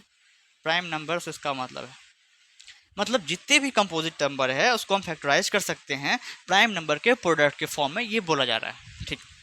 एंड दिस फैक्टराइजेशन, और जो वो जो फैक्टराइजेशन तुम निकालोगे उस प्राइम उस कंपोजिट नंबर का, वो सर वो यूनिक होने वाला है, वो यूनिक होने वाला है। और वो अलग बात है, apart from the order in which the prime factor occur. वो जो ऑर्डर होगा प्राइम फैक्टर का, मे बी वो ऊपर नीचे हो जाए, आप इधर उधर कर दो, लेकिन सारे कंपोजिट नंबर का जो प्राइम फैक्टर होगा वो अलग अलग होगा मेरे भाई। क्या बातें क्लियर है? हाँ सर ठीक है। मीन्स दैट जैसे कि कुछ नंबर्स ले लेते हैं, जैसे कि हमने 6 लिखा, हमने 8 लिखा, हमने फिर यहाँ पे आपको 100 लिखा। इन सारे का, ये सारे कंपोजिट नंबर्स हैं, ये एग्जांपल है मेरे भाई। इन सारे कंपोजिट नंबर का आप अभी जस्ट प्राइम फैक्टर निकालोगे। सर हमने अभी जस्ट इससे पिछले स्लाइड पे 6 का प्राइम फैक्टर निकाला था ऐसे करके, तो सर 2 3 ज़ा 3 1 ज़ा 2 इंटू 3 आया था सर हमको, ठीक है, अच्छी बात है आपको आया था। अब 8 का निकाले मेरे भाई, 8 का तो वैसे 2 का पावर 3 आता है, वैसे आप निकाल लो, 2 चौके 8, 2 दूनी 4, 2 एकान 2, तो 2 गुने 2 गुने 2 है, इसका मतलब 2 3 बार है, तो 2 का पावर 3, ऐसा लिख सकते हो? हाँ सर लिख सकते हैं। 100 का प्राइम फैक्टर क्या होगा? 2 से 50 टाइम्स में, 2 से 25 टाइम्स में, 5 से 5 टाइम्स में, 5 से 1 टाइम्स में, तो 2 का स्क्वायर, मतलब क्योंकि 2 2 बार हुआ ऐसे लिखा गया है पूरा। आप अगर बच्चे की तरह लिखोगे तो आप ऐसे लिखोगे, लेकिन आप थोड़े से मैच्योर हो गए हो तो 2 2 बार है तो आप 2 का स्क्वायर लिख सकते हैं, गुना है बीच में गुना दोगे। 5 2 बार है तो 5 का स्क्वायर दे सकते हो, मतलब 5 2 बार। अगर 5 4 बार होता तो 5 का पावर 4 देते हैं वहाँ पे। क्या बातें क्लियर है आप सबको? क्या बातें क्लियर है? मेरा पार्ट को मैं रब कर दूँ जिससे कन्फ्यूज़न क्रिएट ना हो, ठीक है सर। तो आप ध्यान से, आप सारे नंबर्स का प्राइम फैक्टर को ध्यान से देखो। सर यहाँ 2 3 लिखा है, यहाँ 2 का पावर 3 लिखा है, यहाँ का 2 का पावर 2 और 5 लिखा है। जो भी नंबर है, चाहे 2 हो, चाहे 3 हो, चाहे 2 हो, चाहे 2 हो, चाहे 5 हो, सारे नंबर्स जो हैं, पहले तो ये सारे प्राइम नंबर्स हैं, क्योंकि हमने कहा जितने भी दुनिया में कंपोजिट नंबर है सारे का जो प्राइम फैक्टर निकालोगे वो सारे प्राइम नंबर के प्रोडक्ट के फॉर्म में ही आपको दिखेगा, क्योंकि आपको दिख भी रहा है। और सारे कंपोजिट नंबर के जो प्राइम फैक्टर्स हैं वो सारे के सारे अलग अलग हैं, ऑर्डर भी अलग अलग, असर अलग अलग भी है। ऐसा तो नहीं है कि दुनिया में ऐसा और कोई नंबर है जिसका प्राइम फैक्टर 2 × 3 हो, ऐसा है? दुनिया में ऐसा कोई नंबर है जिसका प्राइम फैक्टर 2 और 3 हो? हाँ, वो बात अलग है, कोई नंबर होगा, कोई नंबर एक्स होगा जिसके प्राइम फैक्टर में 2 और 3 ऐसा आता हो, मे बी उसका आगे भी हो, लेकिन 2 3 बीच में आता हो, ये ऑर्डर से मतलब नहीं है, 2 3 आता हो, लेकिन ये सेम टू सेम 2 3 क्या ऐसा कोई नंबर है जिसका बस जो प्राइम फैक्टर है बस 2 और 2 × 3 ही हो? नहीं सर, वो 6 ही है। 6 के अलावा ऐसा कोई नंबर दुनिया में नहीं है। तो वही बोला जा रहा है, जो प्राइम फैक्टर वो सारे यूनिक्स है सर, वो बात अलग है। इनके ऑर्डर्स को हम लोग चेंज कर सकते हैं, उससे कोई फर्क पड़ने वाला है नहीं इसमें, ठीक है। तो this is our the fundamental theorem of arithmetic. अब इसके कुछ यूजेस देख लेते हैं। एप्लीकेशंस का मतलब बच्चों सीधा साफ से, कोई बोले एप्लीकेशन मतलब उसका यूजेस, ठीक है सर, हम लोग उसका यूजर्स देखने वाले, ओके राइट नाउ। सर यहाँ पे FTOA लिखा है, इसका मतलब क्या है? Fundamental theorem of arithmetic. बच्चों इसका मतलब है कि क्या है सर ये एप्लीकेशंस? तो लिखा है मेरे भाई, मैं देख रहा हूँ आपको इधर से कन्वीनियंस पर आने में, ठीक है। We can use it to prove, हम लोग इसका यूज़ करते हैं किसका? तो फंडामेंटल थ्योरम ऑफ अर्थमेटिक हम लोग यूज करते हैं सर किसको प्रूफ करने के लिए? इरेशनलिटी, मतलब नंबर को इरेशनल प्रूफ करने के लिए, जो कि अभी हम पढ़ने वाले हैं थोड़ी देर बाद कि कैसे नंबर को इरेशनल प्रूफ करते हैं, उसमें इसका रोल है थोड़ा सा, इसकी हेल्प है।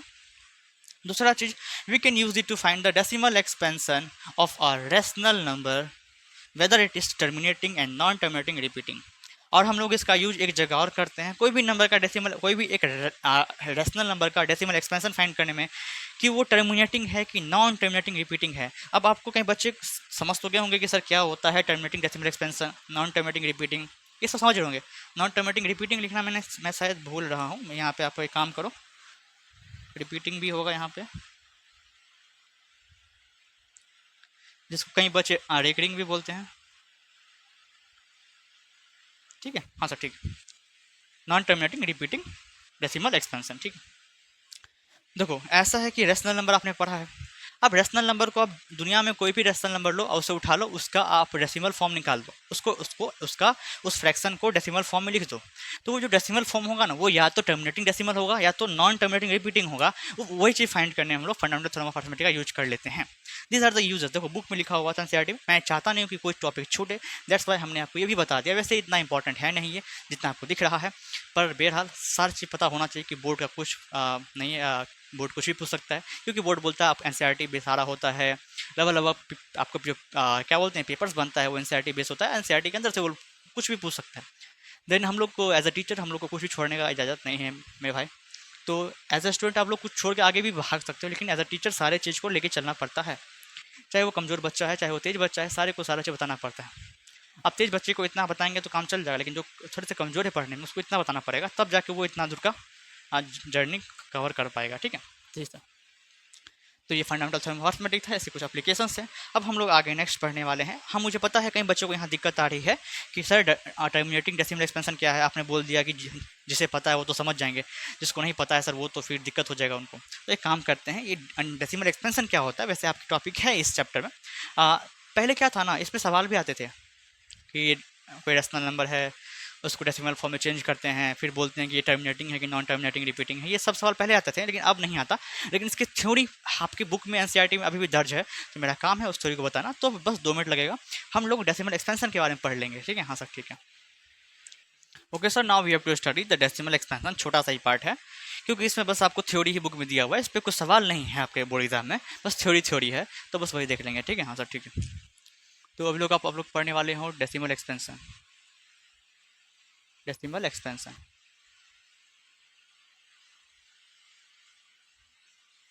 कि सर डेसिमल एक्सपेंशन कितने टाइप्स के होते हैं, हम लोग वो स्टडी करने वाले हैं just now sir, okay. First of all बच्चों ध्यान से देखोगे, the first type is terminating terminating decimal expansion. क्या होता है सर? ये टर्मिनेटिंग डेसिमल एक्सप्रेशन क्या होता है? अभी आ रहा हूँ उस पर, रुक जाओ। सेकेंड टाइप लिखो, non terminating, non terminating decimal expansion. ठीक है, नॉन टर्मिनेटिंग डेसिमल एक्सपेंशन, है ना। बार बार एक चीज़ छूट जा रहा है, क्या करें अपने आप को? सर एक काम कीजिए, जो आप हमें बोलते हैं वही करिए। अरे नहीं रे, repeating decimal expansion.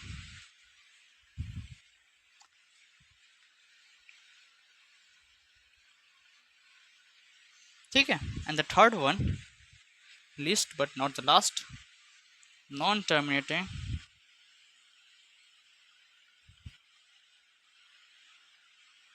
and non repeating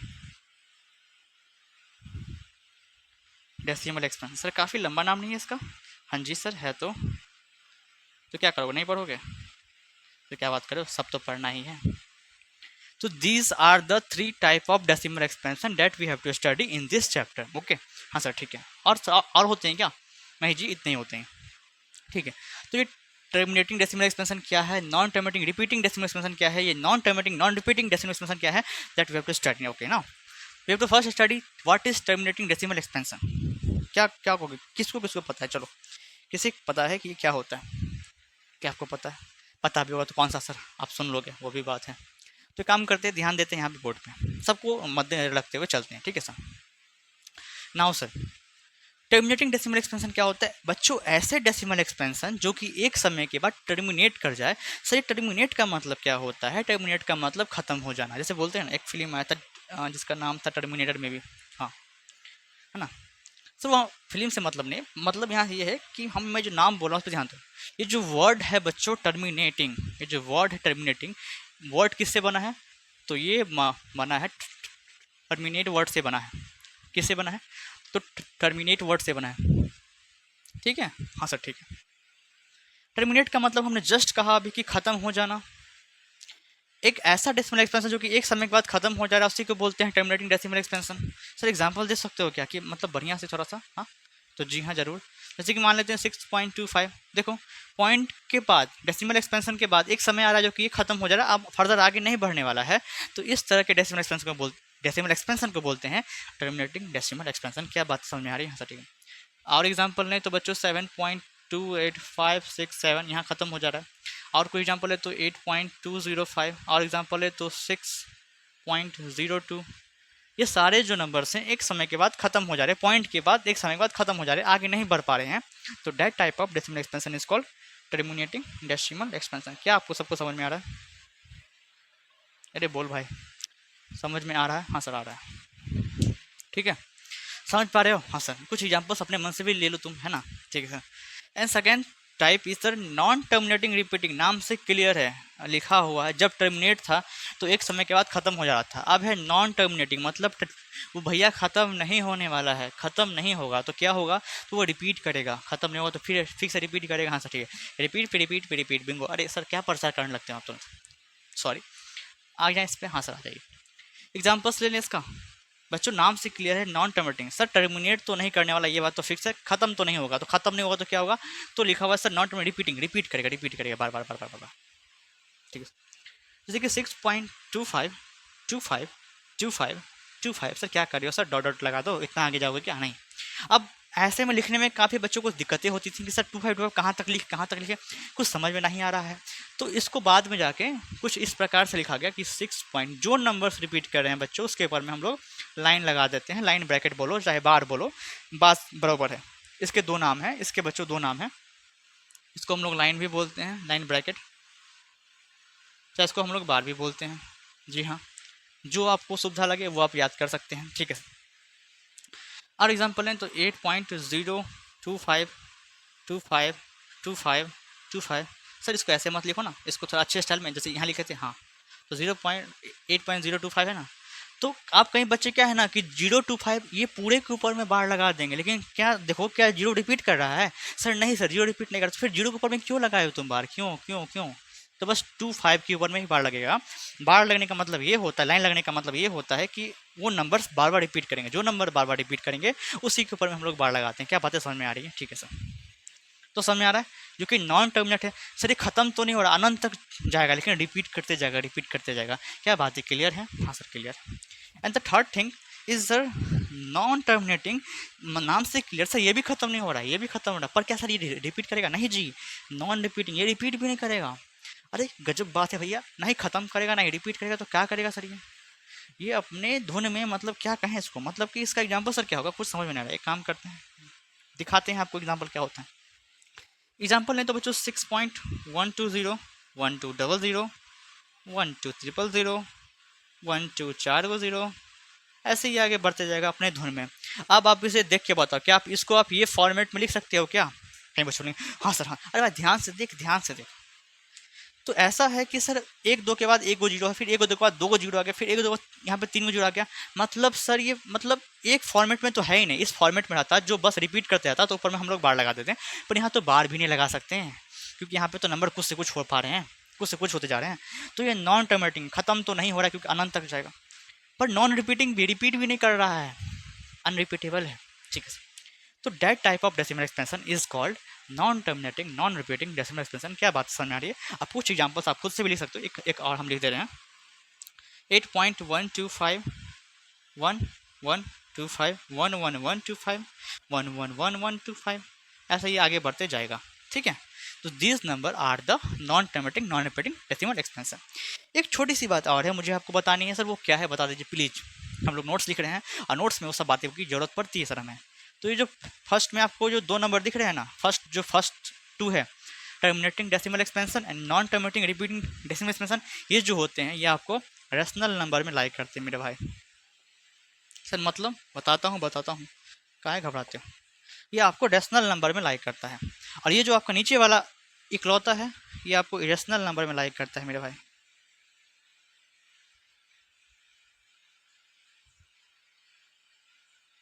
sir कहने का मतलब क्या है आपका? क्या आप खुल के बताएंगे? जी हाँ जरूर। ऐसा है, अगर आप दुनिया जहाँ का कोई भी रेशनल नंबर उठाते हो और उसका डेसिमल एक्सपेंशन निकाल देते हो, तो वो या तो टर्मिनेटिंग डेसिमल एक्सपेंशन देगा या तो non terminating repeating decimal expansion देगा। यही दोनों में से कोई उसका डेसिमल एक्सपेंशन होने वाला है। एक काम करो, अभी तुम ट्राई कर सकते हो और डाउट है तो। ठीक सर, डाउट तो फुल्ली लग रहा है।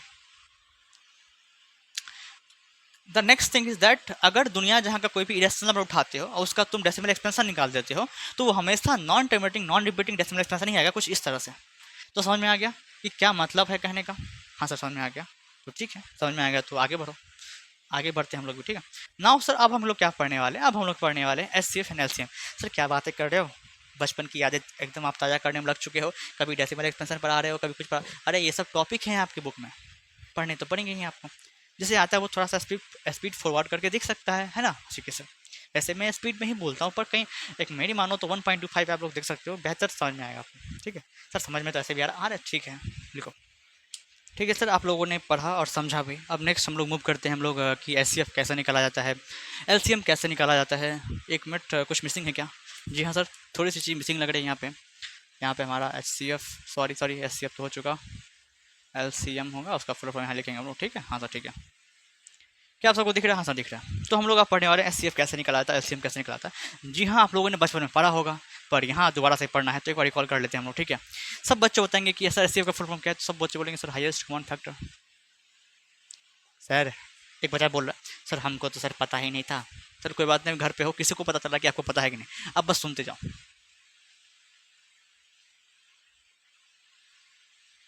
हाईएस्ट कॉमन फैक्टर और एलसीएम का मतलब होता है लिस्ट, या तो बच्चे कहीं बच्चे लोएस्ट भी बोलते हैं कॉमन फैक्टर। सर बच्चे बोलते हैं कि टीचर? अरे एक ही बात है, आजकल का टीचर भी बच्चा ही है, हम भी तो बच्चे हैं। हाँ सर ठीक है, बात तो सर सही बोल रहे हो आप। 19-20 का तो फ़र्क है सर, 19-20 का फ़र्क है, 19-20 का फ़र्क है। सर यहाँ पे देखो एचसीएफ क्या होता है, एलसीएम क्या होता है। मैं चाहता हूँ ये जो लैंग्वेज में लिखा हुआ है मैं उसे सवाल के तरीके से समझाऊँ। सवाल कराते कराते ये लैंग्वेज भी आपको समझ में आ जाएगा, ये मेरी गारंटी है। सवाल बोल रहा है बच्चों कि find S C F and L C M, find S C F and L C M of 404 and 96। जो सवाल आपको दिख रहा है एरो गेडो सवाल, नहीं समझो इसको, ये सीबीएसई जो है मेरे भाई, सीबीएसई, हाँ वो जानते होंगे भाई, central board of secondary education, भूल गए क्या इसको, इसी का एग्जाम देना है आपको। हाँ 2018 में इन्होंने पूछा था कि 404 और 96 का एलसीएम एलसीएफ निकालो। ऐसा है कि सवाल थोड़ा सा और है, मैंने आधा काट लिया है, आधा इसके जस्ट बाद बताऊंगा, ठीक है, क्योंकि मैंने वो टॉपिक नहीं समझा जिसमें थोड़ा और सवाल बचा है, वो समझाने के बाद मैं से आगे थोड़ा सा और सवाल को इलोंगेट कर दूंगा, थोड़ा सा बढ़ा दूंगा, ठीक है सर। फर्स्ट ऑफ ऑल हमें तो यही दिख रहा है कि हमें दोनों का एस सी एफ और एलसीएम निकालना है। अब एस सी एफ और एलसीएम निकालना है, जब भी आपको सवाल में बोले एस सी एफ एलसीएम निकालो, तो आपके दिमाग में एक ही मेथड आना चाहिए, प्राइम फैक्टराइजेशन मेथड। आपको प्राइम फैक्टराइजेशन मेथड से ही एस सी एफ एलसीएम निकालने हैं। सर बचपन में हम तो फैक्टर्स निकाल के भी निकाल सकते थे, या तो हम जो लॉन्ग डिवीजन मेथड से भी निकाल, अरे वो सब छोड़ दो, वो सब बचपन की बातें हैं, छोड़ो कल की बातें, कल की बात पुरानी, नए साल में लिखेंगे हम लोग मिलके नई कहानी। ये तो पोएम बन गया सर, ये तो गाना है पहले से, चलो ठीक है। ऐसा है कि हम लोग इसको प्राइम फैक्टर से ही निकालने वाले हैं, मोटा मोटी मैं कहूँ आपको सर, मोटा मोटी ठीक है। तो फर्स्ट स्टेप क्या लिखने वाले हो, ज़रा बताओगे? जरूर जरूर भाई, आप ही को बताने के लिए यहाँ खड़े हैं हम लोग। सर हम लोग कि हम, अरे हाँ अकेले ही तो हैं हम यहाँ पे। तो फर्स्ट ऑफ ऑल हम लोग यहाँ पे प्राइम फैक्टर निकालने वाले हैं, किसका सर? तो भाई जो नंबर लिखा रहेगा उसी का ना निकालोगे, कि अपने मन से यहाँ पर नंबर डाल दोगे 500 600 आए? हाँ सर बात तो सही है वैसे आपकी, जो लिखा रहेगा उसी का निकालना पड़ेगा। हमने आपको जस्ट सिखाया है मेरे भाई, सर हमेशा मेरे भाई मेरी बहन के बोलेगा, जी हाँ मेरी बहनों, सर बहनों, हाँ ठीक है। तो 404 एंड 96, हंसी मजाक साइड में रखिए, इसका प्राइम फैक्टर जस्ट निकालो और मेरे आंसर से मैच करो। सर आपका आंसर कहाँ है? अभी जस्ट लिखने वाला हूँ, तो दिमाग मत लगा, तू अपना निकाल, बस बताने वाला हूँ, ठीक निकाल लियोगे क्या? मैच करें? हाँ सर मैच करिए। तो क्योंकि इसको आपको दिखाना नहीं, इसको रफ पार्ट में करना है, इसके जो भी प्राइम फैक्टर निकालो उसको रफ पार्ट में कर लो। कई बच्चे बोलते सर हम तो सामने भी करेंगे, हम बोर्ड नंबर काट लिया, तो जी हाँ, तो आप सामने में मतलब कि सामने में ही लाइन खींच के आप निकाल सकते हो, नो मैटर, ठीक है सर। 404 का निकालोगे, 2 से लगाओगे, 2 दूनी 4 0, 2 दूनी 4, फिर लगाओगे 2 से तो 2 1 2 0, 2 1 2 101, क्योंकि प्राइम नंबर है तो 101 जा ही लगेगा, बात खत्म। सर आपको तो पहले से पता था सर, अगर नहीं होता तो क्या होता, अगर हम सबको नहीं पता होता तो हम सब तो लगाते रह जाते हैं, तो आप लोग छोटे हो तो आपको तो उतना मेहनत करना पड़ेगा, आपको तो चेक करना पड़ेगा, जी हाँ। तो प्राइम फैक्टर क्या क्या है मेरे भाई? प्राइम फैक्टर आया है 2 गुनी 101, लेकिन क्योंकि हम लोग बड़े हो गए हैं सर, तो ऐसे ना लिख के, क्योंकि 2 वहाँ पे 2 बार है तो 2 का स्क्वायर लिखते हैं, और ये तो अकेला है भैया, अकेला ही आया था। अब 96 का भी आपको निकालना पड़ेगा, जी हाँ निकालते हैं, चलिए। थोड़ा लंबा हो जाएगा ये, सर आपको कैसे पता सर? अरे भाई एक्सपीरियंस बोल रहा है।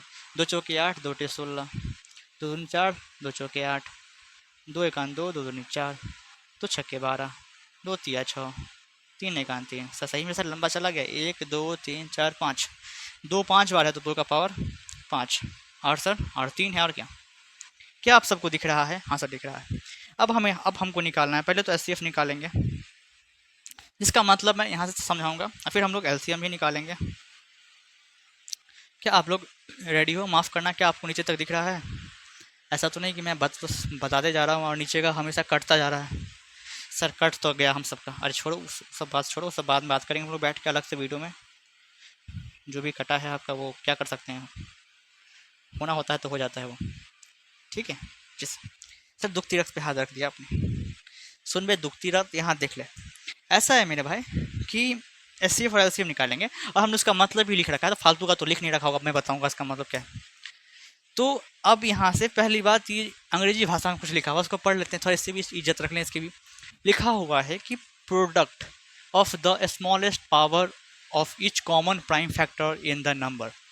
कैसा prime factor? Common prime factor. पहले तो कॉमन निकालो, कॉमन प्राइम फैक्टर निकालने के बाद आपको सर, कॉमन प्राइम फैक्टर निकालने के बाद जो आपको स्मॉलेस्ट पावर वाले नंबर है उनका प्रोडक्ट करना है। क्या कहा हमने? ध्यान से सुनोगे, एस निकालते वक्त क्या क्या बात दिमाग में रखनी पड़ेगी। पहला बात तो आप कॉमन लोगे, ठीक है सर कॉमन ले लिए, कॉमन लेना जानते हो ना भाई, बेस जिसका सेम रहेगा वही लेना है, ऐसा नहीं कि पावर पे चल जाना तू, अरे मूर्खों, ऊपर नीचे कॉमन लेना होता है। कॉमन लेने का मतलब ये है, बेस देखो, अरे अगर कोई नंबर लिखा है ऐसे करके तो नीचे वाला कहलाता है बेस और ऊपर वाला नंबर को बोलते हैं पावर। इतना तो सबको पता होगा। हाँ सर पता है। इसको पावर भी बोल सकते हो तुम, इसको एक्सपोनेंट भी बोल सकते हो, इसको तुम डिग्री भी बोल सकते हो, इसी का नाम है, बस अलग अलग जगह यूज होता है। इसको तुम इंडाइसेस भी बोल सकते हो। क्या बात है सर, और नाम है सर, वहाँ तक भर दो ना, एक काम करो भर दो वहाँ तक। अरे नहीं रे, मेरा काम था बताना, हमने आपको बताया, समझ आ गया। नीचे वाले को बेस बोलते हैं, ऊपर वाले को पावर। आपको पावर से कोई लेना देना नहीं, आपको बेस से लेना देना है मेरे भाई। बेस को देखो सर, यहाँ पे 2 है बेस, यहाँ 2, मतलब सर कॉमन जो मिल गया तो कॉमन लगा दो ना। और कोई कॉमन है नहीं सर, आप कोई कॉमन नहीं दिख रहा है हमको, ठीक है। एचसीएफ बोलता है पहले तो कॉमन लो, कॉमन लेने के बाद जो स्मॉलेस्ट पावर वाले जो नंबर से उनको चुन के निकालो। सर कॉमन तो एक ही आया, ठीक है, इसमें से जो स्मॉलेस्ट पावर वाले नंबर उनको खींच के निकालो। सर 2 का पावर 2 है और 2 का पावर 5 है, तो छोटा पावर वाला नंबर कौन सा है? सर 2 का पावर 2, ये छोटू है सर, तो उसको खींच के निकालो ना भाई, इसको खींच के निकालते ना, 2 का पावर 2 खींच के निकालो। सर ये 2 है क्या, लग नहीं रहा है, एक काम करते हैं इसको फिर से लिखते हैं, ठीक है। और कोई नंबर है क्या कॉमन में? नहीं सर नहीं है। अगर होता तो देख रहे हो ना आप सबको, दिख रही क्या कैमरा में एक मक्खी जो हमको परेशान करते जा रही है, ठीक है। आज तो इसकी हत्या निश्चित है। हाँ, अरे यहाँ देख लेते हैं हम लोग। तो और कोई नंबर्स तो है नहीं यहाँ पे जिनका हम लोग कॉमन ले रहे हैं, फिर उसको यहाँ पे ला के लिख रहे हैं।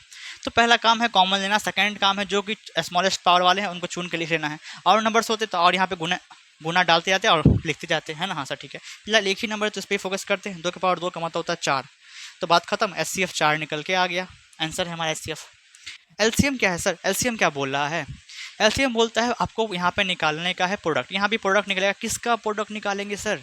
हाईएस्ट पावर वाले नंबर का प्रोडक्ट निकालोगे। लेकिन कैसा होगा वो नंबर? क्या वो नंबर कॉमन फैक्टर में से होगा? नहीं जी, बस वो प्राइम फैक्टर होगा इन्वॉल्विंग इन द नंबर। कहने का मतलब क्या है सर, आपने प्राइम फैक्टर निकाला, अब इसमें आपको कॉमन कॉमन से मतलब नहीं है, मतलब इससे है कि हाईएस्ट पावर वाले जो जो नंबर है उसको प्रोडक्ट के फॉर्म में लिख दो। एलसीएम क्या बोलता है? एलसीएम निकालते वक्त ये बात दिमाग में रखना है। एलसीएम बोलता है भैया कि अगर तुम एलसीएम निकाल रहे हो तो कॉमन उमन से मतलब नहीं है हमको, मतलब किससे है? हाईएस्ट पावर वाले नंबर को चुन के निकालो और गुना के फॉर्मेट में लिख के आंसर दे दो। तो हाईएस्ट जो पावर नंबर कहाँ है? तो पहले जो कॉमन लिए थे उसमें से हाईएस्ट पावर कौन सा है? सर 2 का पावर 5 हाईएस्ट है सर, ये हमें साफ साफ दिख रहा है।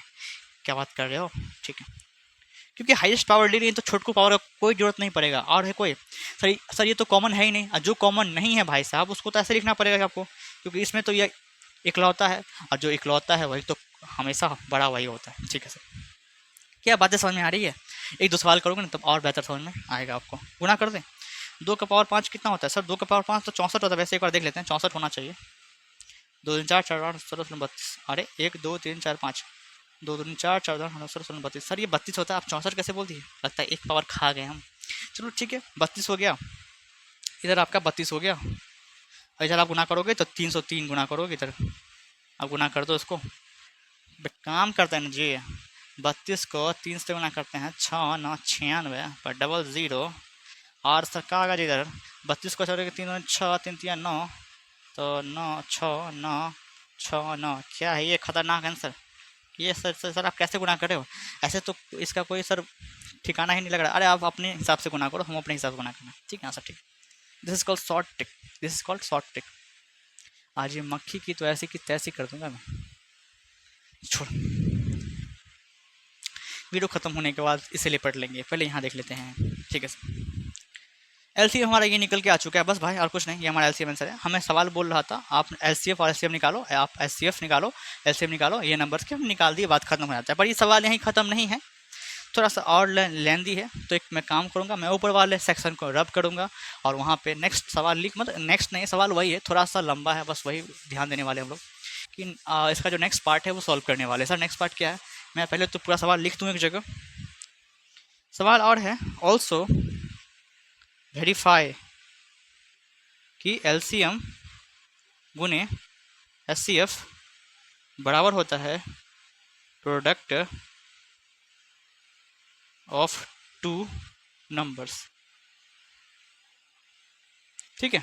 This is the rough part, मैं चाहता नहीं कि ये रफ पार्ट यहाँ रहे, that's why I have to write it. आप साफ लग रहा होगा, आपको दिख रहा होगा साफ। हाँ सर, सवाल आगे भी है कि वेरीफाई करना है कि एचसीएफ गुना एलसीएम जो है ना वो प्रोडक्ट ऑफ 2 नंबर के बराबर होता है। मैं जो नोट लिखा रहा हूँ वो आप पहले नोट लिखोगे, फिर ये सॉल्व करेंगे आगे। नोट ये है कि जो एचसीएफ है हमारा, उसको जब आप कोई भी दो नंबर का, कोई भी नंबर का आप जब एचसीएफ और एलसीएम निकालते हो, मे बी 2 नंबर मिल लिया आपके सिलेबस में 2 नंबर का ही है, तो अब जब दो नंबर के एच सी एफ एलसीएम निकालोगे, एच सी एफ को जब गुना करोगे एलसीएम के साथ में, तो वो बच्चों बराबर आएगा, किसके बराबर आएगा, तो वो प्रोडक्ट ऑफ टू नंबर्स इनके बराबर आएगा। मतलब सर समझ में नहीं आ रहा है। मान लेते हैं दो नंबर है, 2 और 10, ये दो कोई नंबर है, इसका आपको एस सी एफ एलसीएम ऐसे मान के चल रहे हैं, ऐसा मत करना कि हम सर आंसर निकाल, नहीं, मान के चल रहे हैं। कोई नंबर है मान लेते हैं, थोड़ा भयंकर नंबर लेते हैं तब आपको समझ में आएगा। कोई दो नंबर है मान लेते हैं, अब इनका कोई दो नंबर क्यों लेते हैं, सामने ही तो लिखा हुआ है सर, इसी को वेरीफाई कर दो ना वहाँ पे। ये एक रिलेशन है एस सी एफ और एल सी एम, और वो दो नंबर जिनके आप L C M S M निकाले उनके बीच में। अभी वेरीफाई करके आपको बताते हैं ये कैसा क्या है। तो एस सी एफ गुने एल सी एम करोगे तो वो बराबर आएगा प्रोडक्ट ऑफ टू नंबर्स के। वो दो नंबर कौन से हैं जिनके आप S C F L C M निकाले, वो दो नंबर्स हैं। तो सर एस सी एफ कितना निकला है, देखो तो सर एस सी एफ निकला है 4, अभी वेरीफाई हो जाएगा 4। एल सी एम क्या निकला है सर, 96 96 96 से 96 बराबर प्रोडक्ट ऑफ टू नंबर्स। वो दो नंबर्स क्या थे जिनके आप S C F L C M निकाल ले, सर वो दो नंबर्स थे 404 और 96। तो लिखो 404 गुने 96, इनके प्रोडक्ट करने हैं आपको, इनके प्रोडक्ट करने हैं आपको, ठीक है। हाँ सर ठीक है, बढ़िया सर बढ़िया। चलो इसको गुना करके लिखिए आप यहाँ पे, और इसको भी इंटू करके लिखो, चलो जल्दी करो। ऐसे मन से करे तो 6 4 24 कैरी 2 एंड 38 कैरी 3, 24 27 कैरी 2 30 38, ये आ रहा है, यही है क्या। सबको एक बार मैच करोगे, सब कोई मैच करोगे रे लड़का।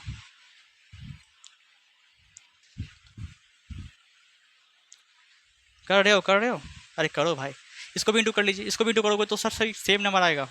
आप करके देख लो, आपको विश्वास नहीं हो रहा तो मेरा किया हुआ है, ठीक है। हाँ सर, तो सर इससे क्या मान चल रहा है, यहाँ पे एल एच एस बराबर आर एच एस आ रहा है। ये प्रूव्ड हो गया कि ये स्टेटमेंट ट्रू है कि कोई भी दो नंबर के आप S F L C M निकालते हो तो वो बराबर आता है वही दो नंबर के प्रोडक्ट के। क्या ये क्लियर है। सवाल भी हमने वेरीफाई कर लिया, ये सवाल ये था 2018 में पूछा गया था सवाल, और ये सवाल पूरा यही है, कंप्लीट सवाल है। इतना आप कर लेते हो तो वो आपको नंबर मिल जाते हैं, ठीक है।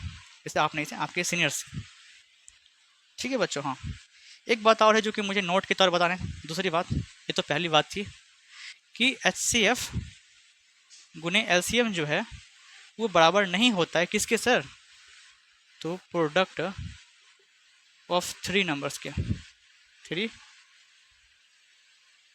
के। मैंने क्या लिखा है ध्यान से देखोगे सर, अभी आपने कहा होते हैं, अरे भाई ध्यान से देखो ना एक बार, यहाँ पे दो नंबर्स लिखे हैं, दो नंबर का जब आप ऐसे निकालते हो ना तो एल सी एफ उन्हें एल सी एम का जो प्रोडक्ट है वो बराबर आता है वो दो नंबर के प्रोडक्ट के। लेकिन आप जब तीन नंबर पे आ जाते हो, यहाँ पे तो हमने दो नंबर का ही निकाला है, अगर आप तीन नंबर का S C F L C M निकालते हो और ये रिलेशन वेरीफाई करने की कोशिश करोगे तो ये बराबर नहीं आएगा। मुझको यही बताना था और मैंने आपको बता दिया, तो ये बात कान में रख लोगे कि वो जो तीन नंबर है जिनके आप S C F L C M निकाल रहे हो उनका प्रोडक्ट करोगे तो तीनों नंबर के प्रोडक्ट के बराबर नहीं आएगा। ये बात को ध्यान में रखना। कई बच्चे सोचते हैं अगर ये दो नंबर पे लागू है तो फिक्स है तीन नंबर पे भी लागू होता होगा, नहीं जी ऐसा नहीं है, यहाँ लागू नहीं होता है। दैट्स वाई आपको बताया जा रहा है। क्या बात समझ में आ रही है, ठीक है सर। नेक्स्ट मूव करें, ठीक सर। ये रहा आपका थ्योरम 1.2 और इससे भी हम लोग तुरंत देखने वाले कि क्या क्या कैसे है। थोड़ा छोटा सा इसका यूजेस है इसलिए हम लोग इसको पढ़ रहे हैं, बढ़ना सर क्या नहीं पढ़ते हैं, हाँ है तो पढ़ना तो पड़ेगा ना, ठीक है सर। तो सर ये थ्योरम 1.2 आखिर क्या बोल रहा है, ये बोल रहा है माफ़ करना, ये बोल रहा है कि लेट पी, ये पी लिखा हुआ है, लेट पी बी ए प्राइम नंबर।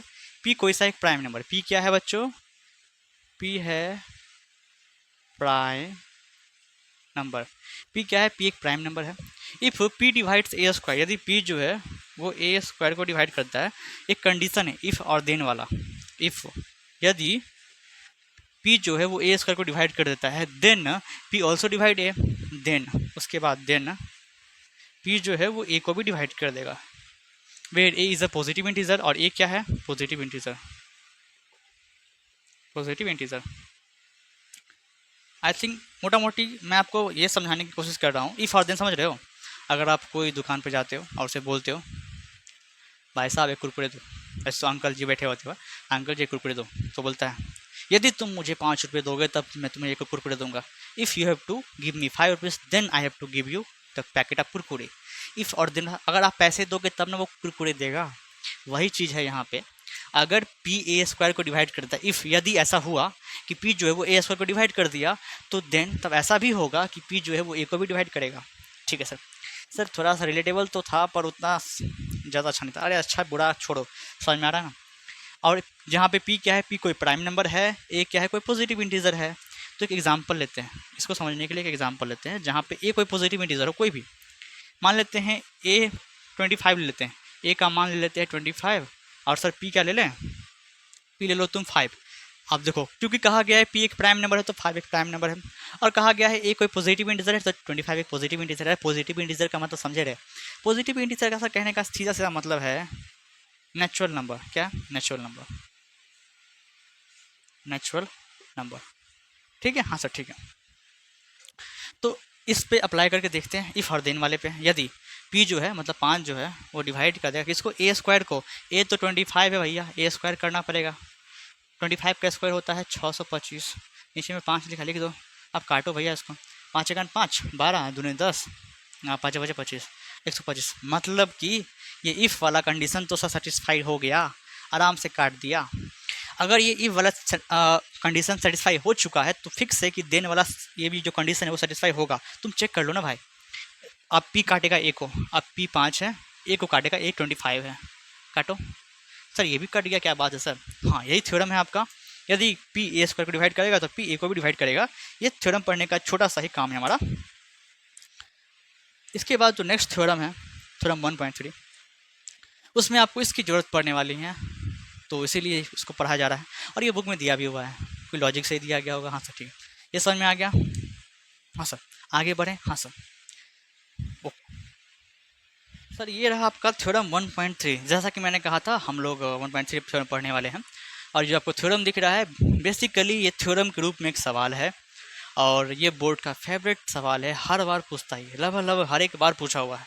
और ये जो आप देख पा रहे हो कि √2 को आपको जो √2 है इसको आपको इरेशनल प्रूफ करना है। ये जो सवाल है कई बार आ चुका है। आप अपने NCERT में तो नहीं लिखा हुआ है, RS अग्रवाल में खोल के लिखोगे, सॉरी खोल के देखोगे बुक को, तो वो 2005, 2009, 2007, 2019, 2000, ये बेसिकली मैं कहूँ तो लेटेस्ट भी 2019 में आया था ये। और ये कई बार पूछा जाता है, √2 पूछा जाता है, √3 पूछा जा रहा है, √5 पूछा जा रहा है। These are the favourite question. ये सबको इरेशनल प्रूफ करने के लिए बोर्ड में पूछता है। ये बोर्ड का बहुत फेवरेट सवाल है, और ये बोर्ड शौक से 5 नंबर में, 3 नंबर में पूछता ही पूछता है। क्या बातें समझ में आ रही है? इसका प्रूफ इसलिए जरूरी है। कई बच्चे थ्योरम सुन के भाग जाते हैं, पर ये थ्योरम के रूप में सवाल है, सवाल को देखे जाना मेरे भाई। ये छूटा तो आपके नंबर्स के हैं, समझ लो। बेसिकली ये चैप्टर 6 to 7 मार्क्स की कैरी करता है, बस उसमें भी ये 3 नंबर का हर बार पूछ देता है लगभग। ये बात का ध्यान रहे आपको, ठीक है सर। कैसे प्रूफ करते हैं, थोड़ा सा लेंदी है, इसलिए मैं ये बोर्ड को 2 हिस्से में बांटने वाला हूँ। सर तोड़ दोगे क्या? अरे ना जी, ऐसी बात कर रहे हो, रोजी रोटी को कोई कैसे तोड़ सकता है, ठीक है सर। सर √2 को इरेशनल प्रूफ करना है, इसको हम लोग कॉन्ट्राडिक्शन मेथड से सॉल्व करने वाले हैं। कि पहले हम मानेंगे, इसका उल्टा मानेंगे। प्रूफ करने के लिए बोल रहा है इरेशनल नंबर, लेकिन हम इसका उल्टा मानेंगे, रेशनल मानेंगे। फिर आगे जाके अपने ही बातों को गलती साबित कर देंगे। और आपको पता है गलती साबित करने का मतलब क्या हुआ, कि आपको ये तो पता है 2 नंबर्स हैं, 2 नंबर्स हैं, एक नंबर रैशनल है, एक नंबर इरेशनल है। मैं एक हटा दूँ, एक ही रखूँ। अगर ये मैं ऐसा कहूँ कि अगर ये नंबर रैशनल नंबर नहीं है तो ये क्या होगा, इरेशनल होगा, फिक्स है। मैं ऐसा कहूँ कि ये नंबर जो है वो इरेशनल नंबर नहीं है, अगर ये इरेशनल नंबर नहीं तो क्या है, रैशनल नंबर है। तो 2 ही कुछ होता है, या तो वो रैशनल होगा या तो इरेशनल होगा। रैशनल नहीं तो इरेशनल होगा, इरेशनल नहीं तो रैशनल होगा, ठीक है। हाँ सर ठीक है। अरे एक सिक्का को उछालोगे तो या तो हेड आएगा या तो टेल आएगा, है ना। अगर हेड नहीं आया, हम बोलें एक सिक्का उछालें और हमने आपको कहा बता हेड की टेल, तो तुम बोले सर हेड आया। हम बोल रहे हैं हेड तो नहीं है। जैसे ही मैंने ये बात बोला कि सर हेड तो नहीं है, तो दिमाग में आ गया सर हेड नहीं होता टेल होगा। वैसे ही इरेशनल नहीं है तो रैशनल है, रैशनल नहीं तो इरेशनल है। तो इसको कॉन्ट्राडिक्शन मेथड सॉल्व करने वाले हैं, जहाँ पे हम लोग फर्स्ट में मानेंगे इसका उल्टा, क्योंकि प्रूफ करने के लिए बोला इरेशनल नंबर, लेकिन इसका उल्टा मानेंगे ये एक रैशनल नंबर है। और अपने ही बातों को गलती साबित कर देंगे आगे जाके कि ये रैशनल नंबर तो नहीं लग रहा है, मतलब वो इरेशनल नंबर होगा।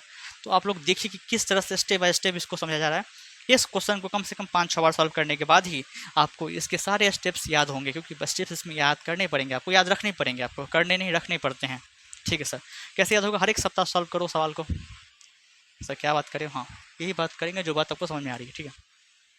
फर्स्ट में हम लोग को करना है लेट, कौन सा नंबर है सर, √2 है, तो लिखेंगे √2 इज़ अ रैशनल नंबर। जी हाँ, बोल रहा है इरेशनल प्रूफ करने के लिए, लेकिन हम उल्टा मान रहे हैं, हम उल्टा मान रहे हैं।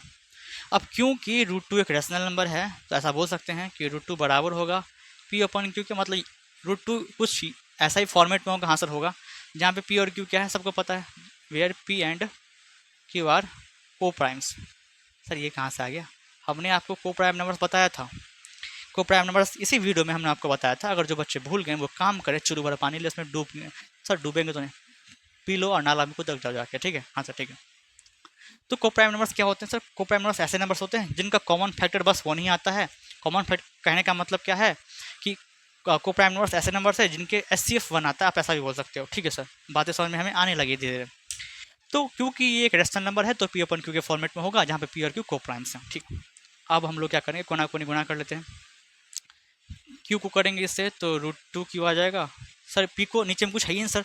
अरे मूर्ख कुछ नहीं तो एक है ना, तो पी को 1 से करोगे तो पी नहीं आएगा। हाँ बात तो सही बोल रहे हो। एक लिखें सर कि नहीं लिखे, आपके ऊपर डिपेंड करता है, लिखो नहीं भी लिख सकते हो, क्योंकि आप 10th में आगे इतना पता होना चाहिए। अब इसके बाद नेक्स्ट स्टेप करोगे, लिखोगे यहाँ पे एक लाइन,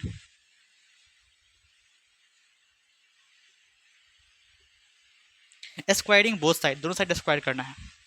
√2 क्यू का स्क्वायर, यहाँ पे पी है तो पी का स्क्वायर करोगे। अब आपको पता है कि √2 का स्क्वायर क्या होगा, देखो क्योंकि दो नंबर से यहाँ पे √2 भी या क्यू भी है, एक नंबर से एक वेरिएबल। तो पहले √2 का स्क्वायर करो। सर √2 का स्क्वायर 2 होगा और क्यू का स्क्वायर क्यू स्क्वायर होगा। यहाँ पे पी का स्क्वायर पी स्क्वायर होगा। अब कई बच्चों को मुझे पता है दिक्कतें होंगी, क्योंकि उन्होंने बेसिक उन्होंने कहीं ठीक से पढ़ा नहीं। अब कई बच्चे मुझसे ये पूछेंगे कि सर √2 का स्क्वायर यहाँ पे 2 कैसे लिख दिया आपने? मुझे पता है आपको आता है, पर आपके बगल वाले, अरे कहाँ देख रहे हो बगल में, अरे दूसरे घर में कहीं बैठा होगा, उसे तो नहीं आता होता, मे भी नहीं आता होगा, मुझे पता है नहीं आते होते बच्चे को। बच्चे ये नहीं समझ पाते हैं कि सर ने √2 का जब स्क्वायर किया तो बस 2 लिख दिया, कैसे लिख दिया, कैसे हो कैसे गया? तो मेरे पास समझाने के दो तरीके हैं। पहला तरीका ऐसा भी बोलते हैं हम कि रूट से स्क्वायर कैंसिल हो गया और अंदर का नंबर लिखा गया। अगर √3 का स्क्वायर लेते हैं तो स्क्वायर से रूट कैंसिल हो जाता है और अंदर का नंबर लिखा जाता है। या तो ऐसे भी बोल सकते हो, लेकिन थोड़ा अच्छा मैनर में बोले हम तो ऐसे बोल सकते हैं, आपको पता है कोई पूछे 2 का स्क्वायर क्या होगा तो आप खुशी खुशी बोलते हो सर 4, लेकिन 4 आया कैसे? 2 को 2 बार गुना करना है। एक काम करते 2 को हटाते हैं, 3 लिखते हैं, और 3 का स्क्वायर सबको पता है 9 होता है, लेकिन 9 आया कैसे? 3 का स्क्वायर मतलब 3 गुने 3, 3 को 2 बार गुना करना है, 3 गुने 3 कितना होता है? 9 होता है। इन द सेम वे अगर कोई आपको बोलता है कि √2 का स्क्वायर करो, मतलब कि √2 को 2 बार गुना करो, है ना? आपको पता है जब सेम नंबर हो और रूट के अंदर हो तो रूट हट जाता है, वो नंबर गुना होकर लिखा जाता है। मतलब कि 2 को रूट को गुना करोगे और अंदर में जो नंबर होगा वो लिखा जाएगा। और बेसिकली आगे में आपको ज़िंदगी में कोई पूछे कि √4 इंटू √4 क्या होगा तो रूट हट जाएगा, बस 4 लिखा जाएगा। क्या ये बात क्लियर हो गई है? मैंने आपको दो तरीके से इसे समझा दिया। अब इसके अधिक तरीके से मेरे पास है ही नहीं समझाने को। और अभी भी आप अगर नहीं समझे तो आपको पता आपको क्या करना है। हाँ सर, अब भूल कैसे सकते हैं सर? चूल्हा और पानी पी के डूब जाना है। सर डूब कैसे सकते हो भाई? नाला में कूदक जाओ तुम, है ना? हाँ सर, ये नाला क्या सर? नाले में कूदक जाओ, जो समझ में आ रहा है उसमें कूदक जाओ, जो जो पहले पाओगे उसमें वहीं पे कूदक जाना, ठीक है? हाँ सर ठीक। आगे बढ़े, हाँ सर बढ़ते हैं, काम करते हैं। 2 को इधर ले आते हैं तो क्यू स्क्वायर बराबर क्या हो गया? पी स्क्वायर तो पहले से लिखा हुआ था, 2 गुना में है, यहाँ पे आएगा तो 2 डिवाइड में हो गया। अब यहाँ से हम लोग कुछ निष्कर्ष निकालने वाले, कुछ रिजल्ट निकालने वाला है। अब इसको ध्यान से देखो, ऐसा लिख सकते हैं क्या कि P square is divisible by 2, divisible by 2, ऐसा बोल सकते हैं क्या कि पी स्क्वायर जो 2 से डिविजिबल है इसलिए यहाँ लिखा गया। अरे पी स्क्वायर 2 से डिविजिबल है, ठीक। अगर क्यू की पी स्क्वायर 2 से डिविजिबल है तो पी भी 2 से डिविजिबल होगा, पी भी 2 से डिविजिबल होगा। क्या बात है, समझ में आ रही है आपको? अरे जस्ट हमने थ्योरम 1.2 पढ़ा, वहाँ पे हमने ये पढ़ा कि कोई प्राइम नंबर है जिसका स्क्वायर करोगे, सॉरी कोई पॉजिटिव इंटीजर है जिसका आप स्क्वायर करोगे और उसको कोई प्राइम नंबर से तुम डिवाइड करते हो, अगर वो पूरी कट जाता है तो उसका मतलब है वो जो पी होगा वो भी 2 से कटेगा। ऐसे पढ़ा ना आप? हाँ। तो क्योंकि पी स्क्वायर 2 से कट रहा है तो पी भी क्या होगा? 2 से कटेगा, क्योंकि 2 एक प्राइम नंबर है। हाँ सर, रिलेट कर पा रहे हैं अब हम कुछ पहले क्या था, मैथ को हम लोग ऐसे ही इसको सवाल में एग्जाम में देखो, स्कूल में क्या होता है ना, टीचर आता है कोई स्टेप नहीं समझाता है, लिखते आता है और ऐसे होगा लिखो और समझो, ऐसे होता है। हाँ सर हो सकता है, और हम लोग भी हाँ हाँ सर हाँ हाँ घर पे आते हैं फिर जो ट्यूशन वाले सर उससे पूछ लेते हैं, यूट्यूब पर देखते हैं। अब आपको समझ आ रहा होगा हर एक स्टेप को मैंने क्लियरिफाई किया है, कोई स्टेप ऐसा नहीं जो कि जिसका मतलब मैंने नहीं बताया होगा। क्या कोई स्टेप ऐसा है अभी तक? नहीं सर। समझ में आ रहा है? हाँ सर आगे बढ़े। हाँ ठीक है आगे बढ़े। हाँ sir, now we have to move ahead. अब क्या करेंगे? अब आपको एक बात लेट करना है, लेट p बराबर 2c, p बराबर 2c where c is any integer, अब टीचर्स स्कूल में क्या करते हैं, ऐसे लिखते हैं, फिर आगे बढ़ जाते हैं और वो रीज़न क्या देते हैं बच्चों को कि यहाँ पे 2 है इसलिए हमने 2C माना, यहाँ पे 5 होता तो हमने 5C माना। ठीक है, एक तरह से ठीक भी है, बट ऐसे ये प्रॉपर रीज़न नहीं हुआ बच्चों को समझाने का। मैं समझाता हूँ कैसे समझाया था, दिखाता हूँ। यहाँ क्या लिखा हुआ है सर, यहाँ लिखा हुआ है पी स्क्वायर अपॉन में 2, ये रफ पार्ट है हमारा। ये सर यहाँ लिखा हुआ है पी स्क्वायर अपॉन में 2 लिखा हुआ, हाँ लिखा हुआ है। अब आपने अभी जस्ट पढ़ा है, अगर 2 जो है वो पी स्क्वायर को डिवाइड कर देता है तो आपको ये बात मालूम है कि जो पी होगा, मतलब जो 2 होगा वो पी को भी डिवाइड कर देगा। अगर 2 पी स्क्वायर को डिवाइड कर रहा है एज अ थ्योरम 1.2 तो 2 पी को भी डिवाइड कर देगा। ठीक है सर, कर देगा। अगर पी 2 को डिवाइड करेगा तो कोई नंबर निकल के आएगा, कोई नंबर तो निकल के आएगा। हाँ सर, मान लेते कोई इंटीजर निकल के आया, सॉल्व करने पे कोई ना कोई इंटीजर ही आएगा। हाँ सर, इसी इंटीजर को हमने सिलेक्ट कर लिया, इसी इंटीजर को हमने सी मान लिया है, मतलब कि पी अपॉन 2 जब सॉल्व होगा तो सी आंसर देगा। आप कोना कोनी गुना कर दो, नीचे में कुछ नहीं तो 1 होगा, तो पी को 1 से करोगे तो पी आएगा, हाँ 2 को सी से करोगे 2C आएगा। तो इसी को हम लोग यहाँ पे लेट किया, पी बराबर 2C। क्या बात क्लियर है? हाँ सर ठीक है। क्या ये स्टेप समझ में आया? क्या ये आपके टीचर ने आपको बताया कभी? नहीं सर। अब समझ में आया? ओके सर ठीक है। कॉपी सर, अब आगे बढ़े। हाँ, अब ये जो वैल्यू है पी बराबर 2C, इसको इक्वेशन फर्स्ट मान लोगे, और इसको हम लोग नहीं, इसको इक्वेशन फर्स्ट मत मानो, ये जो यहाँ लिखे हो इसको इक्वेशन फर्स्ट मान लीजिए आप, और ये वैल्यू है इसको इक्वेशन फर्स्ट में पुट करने वाले हैं। तो एक चीज़ लिखेंगे कि लिखते हैं, चलिए, putting the value of P in equation first. Equation first किसको माने थे आप सर? इक्वेशन फर्स्ट इसको माने सर, इसको, ये जो है ये, इसको इक्वेशन फर्स्ट माने हैं। इसको लिखो पहले यहाँ पे। अब यहाँ पे क्या करने वाले हैं, पी के जगह पे 2C पुट करने वाले, क्योंकि हमने लिखा है पी का मान पुट करेंगे इक्वेशन फर्स्ट में, तो पी का मान क्या है? 2C है, तो पुट कीजिए ना भैया, पी के जगह 2C लिखो, क्योंकि पी का स्क्वायर है तो 2C का भी स्क्वायर होगा। नीचे में 2 लिखोगे, 2 का स्क्वायर 4 होता है, हाँ जी, सी का स्क्वायर C स्क्वायर होता है, नीचे में 2 है तो 2 ही लिखोगे आप। कोई दिक्कत यहाँ तक तो बोल सकते हैं? नहीं सर। अब 2 से काटो, 2 दूनी 4 आ गया, 2C स्क्वायर, क्या आ गया? 2C square. कहने का मतलब ये है क्यू स्क्वायर बराबर आ गया 2C स्क्वायर के। दिख रहा है? हाँ सर दिख रहा है।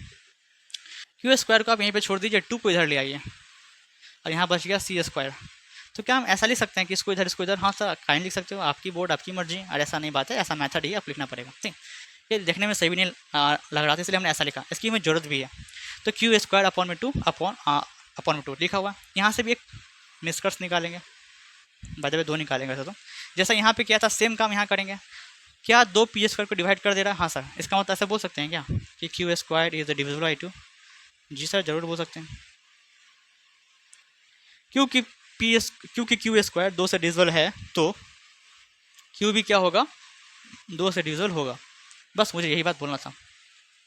ठीक है, इसको इक्वेशन 2 मान लो आप लोग, इसको इक्वेशन 2 मान लो। अब इक्वेशन 1 और इक्वेशन 2 को ध्यान से, इक्वेशन 1 को और इक्वेशन 2 को ध्यान से देखो। सर क्या एग्जाम में हम भी ऐसे कर देंगे कि हाँ कर दोगे, हाईलाइट कर दोगे, तो मैं भी टीचर आपको थोड़ा अच्छा आपका इंप्रेशन टीचर पे बने, और वो टीचर आपको थोड़े अच्छे ग्रेस भी से पास करवाएं। ठीक है, ठीक है सर, समझ में आ गया।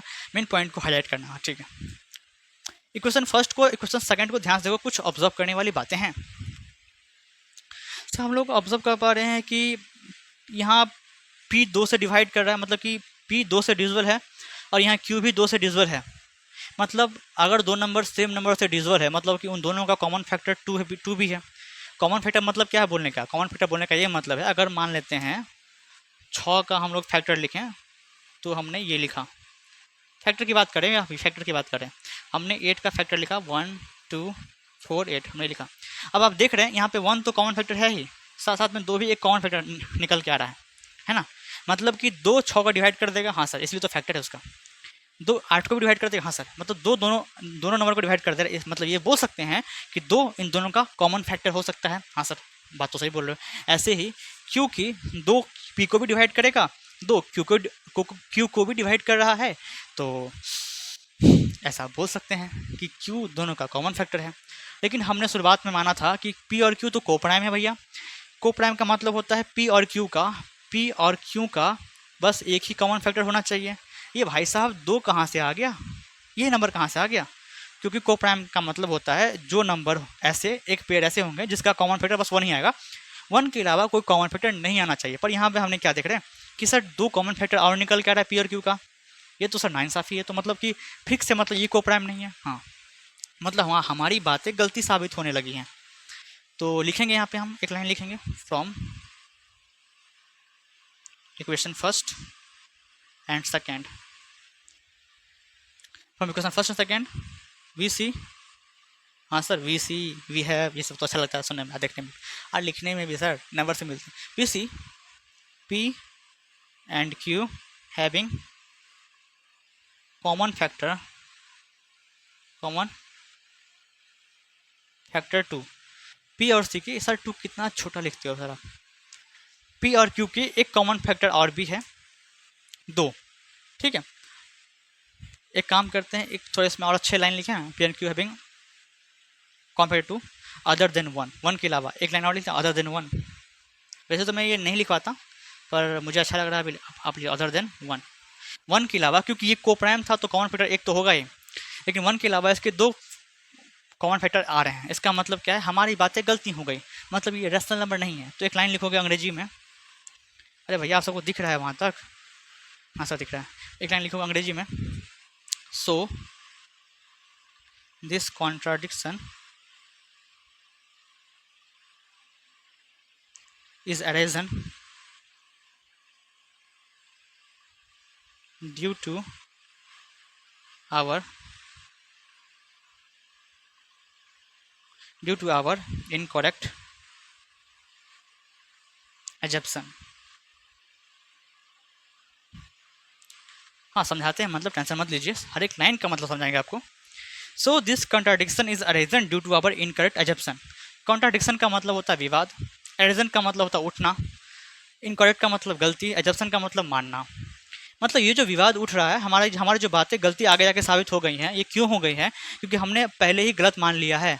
वी हैव टू, ये जो विवाद उठ रहा है due to our incorrect assumption, हमने गलत मान लिया है, शुरुआत में हमने गलत मान लिया कि ये एक रेशनल नंबर है। अब क्योंकि कोई नंबर रेशनल नहीं है, इसका मतलब वो क्या है सर, इरेशनल है सर। हेड नहीं है मतलब टेल है, हाँ, इसीलिए √2 इज इरेशनल नंबर।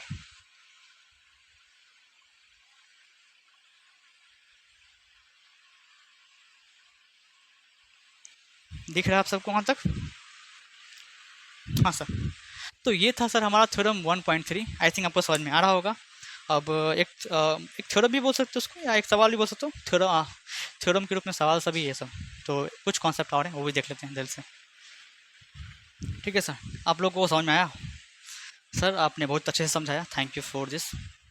सर आपने खुद से खुद का, अरे छोड़ो, आप लोग ऐसे बोल रहे होगे ना मुझे, मैं फील कर पा रहा हूँ ऐसा, है ना। ठीक है सर, अब ऐसा है कि हमने अभी पढ़ा, मैंने √2 के ऊपर मैं आपको थ्योरम समझाया, एक सवाल ही समझो उसको। आप घर पे √3 के ऊपर में करोगे प्रैक्टिस, और √5 के ऊपर में आप लोग प्रैक्टिस करोगे। मतलब कि सर एक बात और गौर करने वाली है, यहाँ पे हमें अभी प्रूफ करना है कि 5 + 3√2, 5 + 3√2 एक इरेशनल नंबर है, ये प्रूफ करना है। हम लोग अभी प्रूफ करेंगे भी, लेकिन इसका जो प्रूफ होगा थोड़ा सा छोटा होगा उससे, और थोड़ा सा डिफरेंट होगा। सर डिफरेंट क्यों है? ये अकेले अकेले इरेशनल नंबर्स हैं, √3 √5 इरेशनल नंबर्स है ना। हाँ, अकेले अकेले हैं, √3 हो, √5 हो, √2 हो, √7 हो, ये सब अलग अलग है। इसको सॉल्व करने की, इसको प्रूफ करने का जो मेथड है, वो इससे पिछले वाला जो मैंने मेथड बताया उस पर प्रूफ करेंगे। लेकिन जो अलग सवाल आएंगे कुछ इस तरह से कि इसके ये जो रूट सब लिखे हैं, रूट में कुछ नंबर्स लिखे हैं, इसके साथ कुछ नंबर्स और होंगे, या तो प्लस में, या तो माइनस में, या तो गुना में भी, या ऐसे लिखे हों 2√2 वाले नंबर्स हो, या तो 3 + 2√5 हो, चाहे 6 + √3 हो। मतलब कि यहाँ पे आपको इरेशनल नंबर्स तो हैं ये सारे, इसके साथ साथ में कोई गुना में, कभी जोड़ में, कभी घटाव में कुछ नंबर्स जुड़े हुए हैं। इस तरह के सवाल को सॉल्व करने का, प्रूफ करने का तरीका ये होने वाला है, जो कि हमें ये करवाने वाला हूँ। क्या समझ में आ गया? तो कई बच्चे ऐसे करते हैं कि प्रूफ करना है इस तरह का, अब वो वाला मेथड अप्लाई करने लगता है, ऊपर वाला नहीं करना, ये अलग है, इसको अलग से करना है। ठीक है, this is our last question that you have to study, that you have to done in this video. Okay sir, ठीक है। तो ये इसको करना है प्रूफ इरेशनल, पता है कॉन्ट्राडिक्शन मेथड से सॉल्व करने वाले हैं। लिखेंगे लेट, क्या लिखा हुआ है, 5 + 3√2। उससे पहले एक और बात मुझे आपको बोलना है। सर वो बातें क्या हैं? ये जो सवाल आप देख पा रहे हो, ये पूछा जा चुका है। सर कब? ये सवाल आपको जो है ये 2018 CBSE का पूछा गया है। तो ठीक है, मैं जितने भी सवाल करवाऊंगा आपको सारे CBSE के ही होंगे, पूछे गए सवाल, टेंशन मत, अच्छे सवाल होंगे। तो जो छोड़ो, ये ऐसा है कि ये इसको इरेशनल प्रूफ करना है और इसका उल्टा मानेंगे कि इतना is a rational number, is a rational number. अब क्योंकि ये रैशनल नंबर है, इसीलिए ये जो नंबर है 5+3√2 ये कौन से फॉर्मेट में होगा, पी अपॉन क्यू के फॉर्मेट में होगा, जहाँ पे पी और क्यू क्या है। तो बहुत बच्चे उठ के बोले हैं भी सर पी और क्यू को प्राइम नहीं जी, वो उस सवाल के लिए था। इस सवाल में इंटीजर रिलेट करेंगे उसको हम लोग, where P and Q are integers. क्यों सर, वहाँ पे क्यू को प्राइम का जरूरत था इसलिए को प्राइम हमने लिया था। वैसे इरेशनल नंबर का डिफिनेशन में ये को प्राइम और ये इंटीजर्स आते हैं इसलिए हमने लिखा, ठीक है। हाँ सर, कि पी और क्यू इंटीजर भी हैं और पी और क्यू को प्राइम्स भी होते हैं, तो वहाँ पे जिसकी जरूरत था हमने उसको लिया, यहाँ पे जिसकी जरूरत है हमने उसको लिया। डिफिनेशन में दोनों चीज़ मौजूद है, ठीक है सर।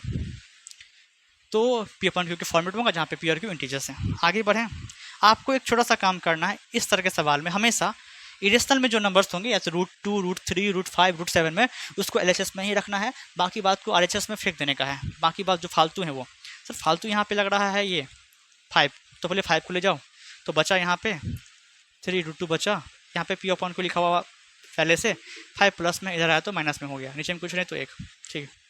फिर लिखा 3√2 बराबर, यहाँ एलसीएम लोगे, क्यू आएगा, क्यू से क्यू खत्म, पी 1 से क्यू टाइम्स में, तो 5 × क्यू 5Q। मे भी आपको एलसीएम लेना आता होगा। हाँ सर ठीक है। अब 3 भी फालतू है, इसको उधर ले जाएंगे, मतलब जो भी रूट का नंबर उसको रखेंगे, बाकी को उधर ले जाएंगे बारी बारी से। तो यहाँ लिखा हुआ था सर P - 5Q अपॉन में Q। सर 3 गुना में है, यहाँ पे आएगा तो डिवाइड में होगा, मतलब नीचे में होगा, तो नीचे में लीजिए, आ गया नीचे में। अब ये दोनों साथ में, मतलब गुना में है, तो 3Q लिखो ना साथ में। यहाँ ऊपर था, यहाँ नीचे आ गया, बात खत्म। हाँ सर, बीच में कुछ नहीं तो गुना है, ठीक है। यहाँ पे एक लाइन लिखोगे, यहाँ पे आप here P and Q are integers, P and Q are integers, इसीलिए ये जो पूरा का नंबर है आपका, ये जो पूरा नंबर आपका निकल के, ये पूरा निकल के आया P - 5Q अपॉन में 3Q is a rational number. क्या मैंने सही लिखा है यहाँ पे? देखो यहाँ पे ध्यान से,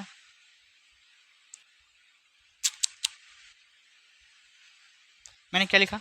मैंने कहा क्योंकि यहाँ पे जहाँ भी पी और क्यू आपको दिख रहा है, ये सारे जो है, ये जो फ्रैक्शन लिखा गया है, यहाँ पे जो भी पी क्यू है वो सारे इंटीजर्स हैं, और उसको सॉल्व करने पे ऊपर नीचे दोनों इंटीजर्स ही आने वाला है। और जब कोई भी फ्रैक्शन में ऊपर नीचे इंटीजर होते हैं वो रैशनल नंबर कहलाते हैं।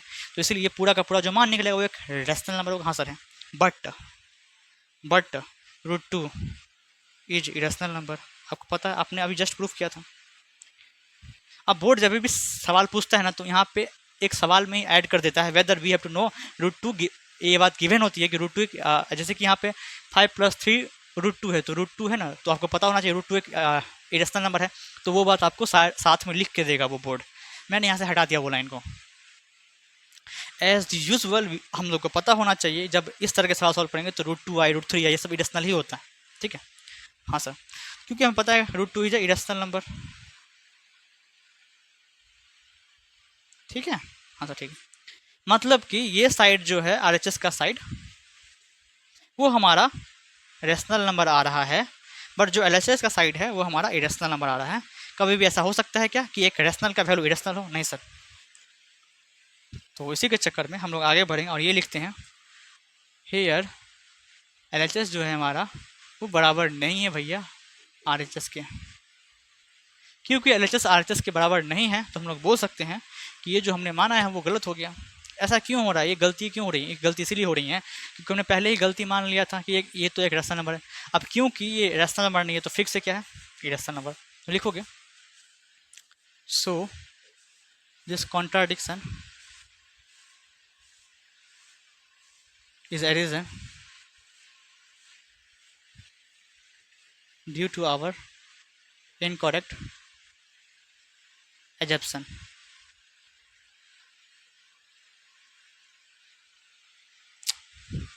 ये जो विवादें हो रही हैं, गलतियां हो रही हैं, इसीलिए हो रही हैं क्योंकि हमने गलत ही मान लिया है। अब क्योंकि ये नंबर रैशनल नहीं है, तो फिक्स से क्या होगा? इसीलिए 5 + 3√2 इज इरेशनल, फिक्स से इरेशनल होगा। बात खत्म, हमने प्रूफ कर दिया। तो इस तरह के सवाल हैं। मैं कुछ होमवर्क देता हूँ आपको HW के तौर पे।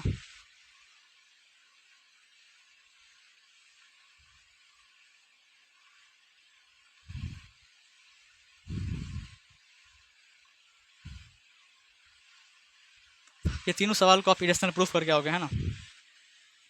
जो बच्चा कॉन्शियस है वो बच्चा करेगा, जो बच्चा नहीं है इग्नोर कर देगा इसको, ठीक है।